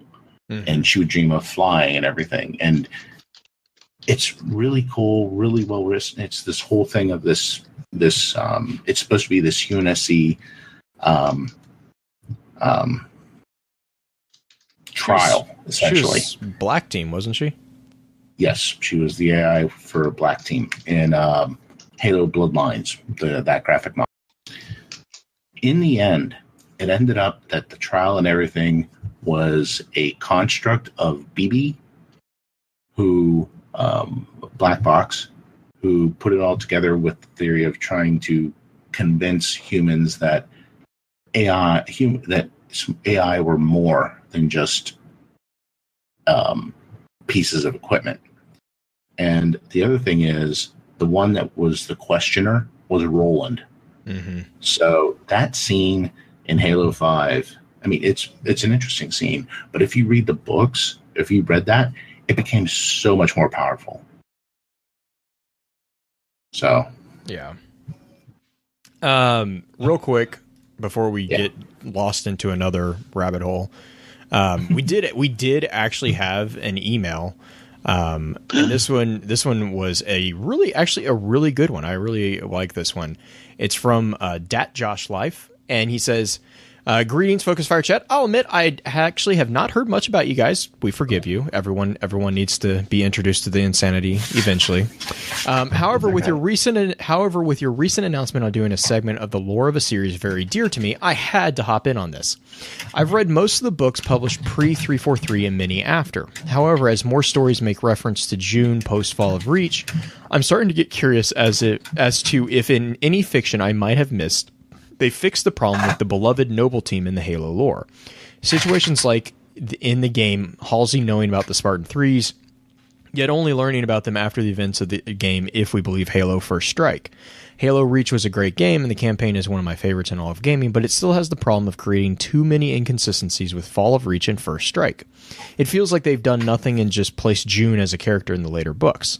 Does this bother or annoy you guys at all, or do you think it's just the problem with creating new material with content written almost a decade ago? And if I have missed something, I would love to know and to hear about it. Looking forward to the stream. Sincerely, Josh. So, Pins, I know we've actually kind of talked about this a lot. about I mean, especially about Reach. Like, Halo Reach, from a game mechanic standpoint, awesome. Yeah, from how it fits into the greater storytelling, I mean, it doesn't. I've had people, I'd like to think it would, but no. Yeah. I've had people ask me how to rate my favorite Halo games, and even with the way Halo 5's story was in the campaign, I would still put that above Reach. Maybe not as much, but I would still put it above Reach because. And a lot of the things that occurred in Reach were done because, one, it was Bungie's last Halo game, and what they wanted to do was essentially say, no, this is how we want the story to be. Yeah. Not necessarily the way it was written in these books that we really didn't want to have done. But that's another discussion for another time. Mm-hmm.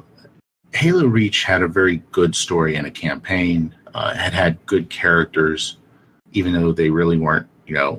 They were kind of like, well, who are these Spartan-IIIs? Right? Yeah. Why are they at Reach? Yeah, and all of a sudden, which in the book was, a one-day fight was months. So a lot of it is that with Reach, with the way things were left, 343 had to do a lot of backtracking and a lot of retconning to try and make things fit because they wanted to try to keep the lore uniform. So, the thing with Halsey, that's why in her journal, and actually says at some point that she comes across the idea that who are these other Spartans? There's this other Spartan program out there, and eventually becomes the Threes, or she realizes that they're the Threes, and it's not until after Fall of Reach that she actually interacts with the Threes more. And on a total side note, there's a great piece that I can't remember who wrote it. It's called A Fistful of Arrows, and it is a comic. It was written by a member of the Halo community, and essentially it picks up where June is escorting Halsey away from Castle Base. It's really good. Probably will never be considered truly canon, but it's a plausible way of seeing Halsey escape and what happened to June. And I think a lot of it is, with the concept of bringing June along and everything, is that, they're trying to keep threads throughout the story that link back to the previous, link back to other parts of the Halo lore. June is one of the ones, his involvement with the Spartan-IV program only makes sense. He was a Spartan-III. Why not have a Spartan-III be involved with the new Spartan-IV program? Someone who's been through it. So, it's interesting. Yeah.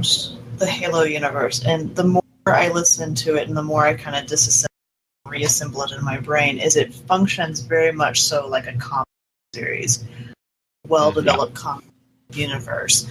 There have been multiple writers over the years. There's been multiple story writers as well as writers and comics and stuff like that. And with a universe this big, it's difficult to keep things contained. I mean, just look at Star Wars, the expanded universe on that just got so massive that it was incredibly difficult to keep everything cohesive.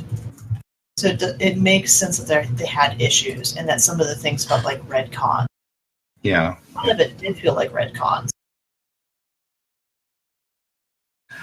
Yeah.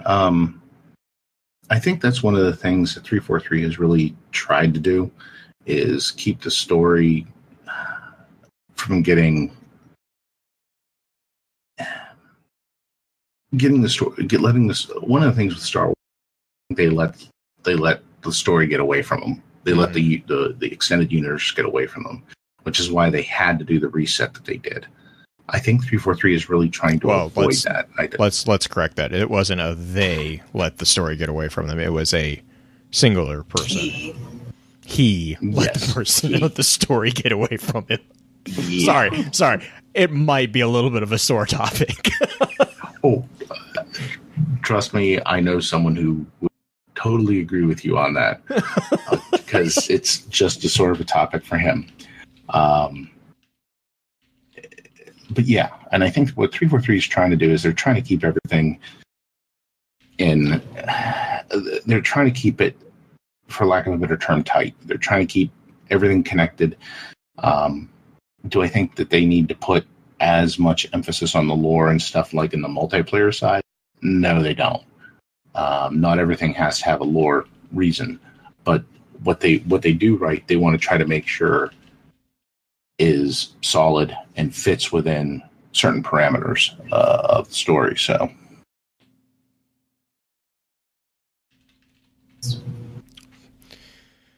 and I think that kind of answers the does that bother or annoy you question too. I mean, it's one of those things that it's kind of the, as awesome as it is to do video game stories, it's also kind of the costs that we do, that we all accept when we get into video games for the stories, is sometimes mechanics trump the story. It's just the way it is, and it's just the reality of it. It's nothing. I'm not pointing fingers or jumping up on a soapbox for it. It's just the delivery of the content sometimes does need to take priority over the content, and that it just, there's no simple fix.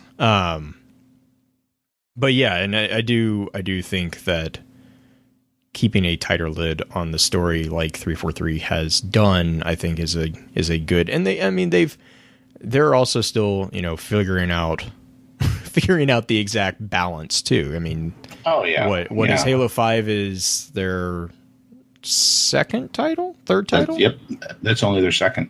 Okay, 343 has come out, and yes, there's Spartan Assault and Spartan. Yeah, but I mean, full name Halo. For mainline story games, it's Halo 4, Halo 5. There were a lot of criticisms about Halo 4. There were a lot of criticism about Halo 5 story. But the multiplayer was solid. What everyone is really hoping is that Halo 6 nails both. Right. And that's the thing is look at the growth from Halo 4 to Halo 5. Halo 4 was, honestly, Halo 4 was their Halo CE. Well, they kind of were involved in Reach, but they weren't at the same, whatever. Yeah. Whatever. But Halo 4, the biggest problem with Halo 4's campaign story was that if you didn't read the books, you had no clue what was going on. Okay. Right. Okay, that's fine. Actually, honestly, of all the mistakes to make, I'll accept that mistake. But they rectified that with Halo 5. They really did. They stepped back and they kind of explained stuff. There was still things that were kind of like, what's going, like, who are these people? Yes. But the story in general was much more included. So yeah, that's the thing is, I think, does it annoy me? I think annoy is a bit of a strong word for it. It sometimes gets me ruffled, like my feathers get bent a little bit, but not enough to actually do anything other than roll my eyes and go on. Yeah. Because usually, it's just, and Green's talking about this in chat right now. It's, it's just like comic books. Give it some time, they'll fix it. Without fail. All will be reconciled. They will all. No one shall die tonight. And the one storyline that you thought was totally abandoned will come back. Oh yeah, yeah. That's the thing. So, as long as the developer loves. Let's just be honest. Everybody just wants June back because his mask was awesome. And because his visor was the best, and he had a kukri. Kukri, so it's amazing. I love the fact that they gave him a kukri, but yeah, hit that and his quotes, like the way his personality was amazing. Yeah, but yeah, I really appreciate that email. I think that's a great question, and I think the only debate that I have really, the only part that I do is actually not even dealing with the game. It's when you get conflicts between different forms of media outside a game. So case in point, Fall of Reach. Which one's canon now? That's the book. I agree with you. And because the book, in my opinion, is much better presented. Like it's more comprehensive. Yeah, there's a lot in the books. This is a common complaint. Books are books. Yeah, books are books, and this is a common complaint for anyone who's read a book and then gone and seen a movie about that book. It's never quite up to par. Very true. But so when there's a direct conflict, like Fall of Reach, the only question that kind of bugs me is which one do I follow then? Because the implications can be very different. But that's the only thing that really, with this type of question, that I really kind of pause on as far as that. Yeah, and one of the things that I know has been a debate in the Halo lore community is when it came announced they want to go with a simpler story, and I know a lot of people seeming like, well, I don't want a dumb story. I want something that has some meat to it. And it's not necessarily you want a truly simple story. It's simple concepts that are just written well. Yeah. Yes. And those are the best stories. Halo 5, again, I don't necessarily think the problem was the problem I think was execution, not the idea. but that was a big monster of a story. And I think it got away from him. It was too many irons in the fire, and things can get kind of hard to track. It's like, especially when you're playing it on Legendary, and it's so hard to get through the level that when you're done with it, you're just kind of like, ah. And you're like, wait, no, what's this? This another warden dude? I killed the last one, and there's another one. And it's just so hard to stay with it just because it's so much of it is just so abstract and so far off. And that's what I really got excited for Halo 5 was when Hunt the Truth came out, because it was a much smaller, much more human story. And it just captivated you just because of the urgency in it and the, kind of the more micro as opposed to macro approach of it. Yeah. You guys ready? You want to just roll into shout outs and then. Yeah, totally. Because I know Justin, you said you needed to take off. Yeah, I got to bounce in a sec. All right. And Pins, what final comments or shout outs do you have for us? All right. Well, let me first start off by saying I want to thank you guys for giving me the opportunity to get back on here and talk to you about it. I love having the chance to talking Halo, and talking to you guys is always awesome. So it's kind of a double thumbs up for me, anyway. Mm-hmm. I want to give a shout out to my Spartan company, the Halo Fan for Life group. Bunch of really good guys, and they actually are having a LAN here in Pittsburgh in August. He also Sal, the guy in charge, was at RTX, and he's going to have a summary of everything up on his blog. So you could look it up for Halo Fan for Life. Again, we're a good group of guys. I also want to give a big shout out to Podtacular. Actually, if it wasn't for them, I probably wouldn't have gotten involved in Halo as nearly as much as I had.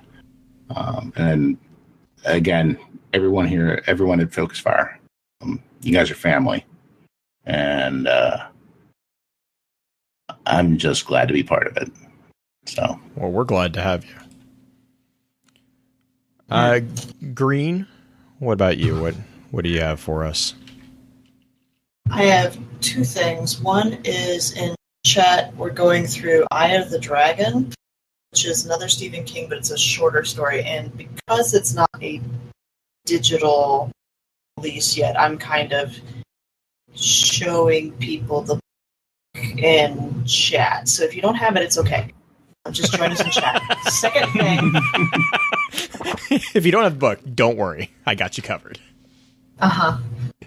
Second thing is, if you want to see how much work Pence has put into this, you should really go check out the summary for this episode, because I actually used the summary for this episode as kind of an expansion of the episode, because I know reading dates and reading the lines of it can kind of be hard to keep track of everything. So if you want to see the full summary of dates that he went through, as well as the incredible amount of work that he's gone through with the Halo lore history, look at the new blog post on the Fire Chat website, because it's going to be massive. And it's actually kind of fun to look at, because I was reading along while Pins was reading through it, and I'm like, hey, this makes a lot more sense with something in front of me to watch. Of course, now everybody's getting this at the end of the podcast, so they've listened to the whole thing. We should put a disclaimer at the beginning, Blue. Oh my gosh, I will. Hang on. Okay. Disclaimer at beginning. Got it. Okay, because it would help. It helped me. End of story. Tag. All right, Justin, what about you? Yes. Yeah, before I take the UNSC Walk of Shame, which is a real ship in Halo lore, by the way. It's my favorite name of a ship so far. Just basically, big shout out to Pens for being here. Super bummed I wasn't at Guardian Con to be able to chill with you in person, and Green as well, because I've met Blue a couple of times now. I wanted to I'm not important. But yeah, and just a quick side note: the GoFundMe for my sister who lost her son, in 2 days since I posted it, it's already up to about $1,300. So everybody who has been sharing it and who's been donating has just been amazing, and I just want to thank everyone. And if you're wondering what I'm talking about, just check my Twitter. Blue link it. Yep, we'll get it up there. But besides that, looking forward to another show pretty soon, right, Blue? Yeah. We got a double week to this week, so actually I had a triple week this week. So, what? I had the podcast on Sunday, barely a Destiny show. You guys should definitely. Okay, so I don't have. No. A triple week. Actually, you have 4. Okay. You have Friday, Saturday, and no, yeah. I'm gonna miss 3 of those. Okay, well, the next topic emails, like I said, we try to do these on a monthly rotation. The next topic is Horizon Zero Dawn. Please send in your emails on the thoughts of that one. I kind of have a good idea of the summary of the story, but not being a PlayStation person, I have no freaking clue what's going on. So it's beautiful. There's a lot of AI. And actually really cool. Yeah, there's a lot of AI that try to eat people, and yeah, there's gods and AI. Yeah, AI. Yeah, no. The AI gods. I've got those. I've got those down. That actually kind of makes sense, which is really scary. But and then a big shout out to Pins, not just for being an amazing guest co-host, but for being infinitely patient with me this afternoon, because I put a new audio driver or audio card in my PC, and as is, normal for any upgrades hardware wise, everything broke. So we had to kind of rebuild software and bypass certain, but it was a mess, and Pins was a saint with his patience throughout that entire. I was not a saint. There were words said. I'm gonna as long as the minion wasn't around, you're fine. Yeah. No, he was at his daycare school. So we were safe. I am going to be kind of trying to formalize the 100th episode giveaway on tomorrow night's stream.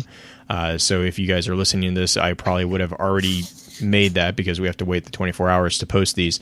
But for any of those in stream right now, please be sure to check out tomorrow night's stream for the normal Focus Fire Chat episode. We will be kind of walking through. I'm trying to finish up a few minor details on it, but I have it pretty much figured out. So we will be doing that more in detail on that one next episode tomorrow night. So you guys have a good one. I figure we'll run through the outro, and anyone who wants to stay, we can stay for a bit of an after show.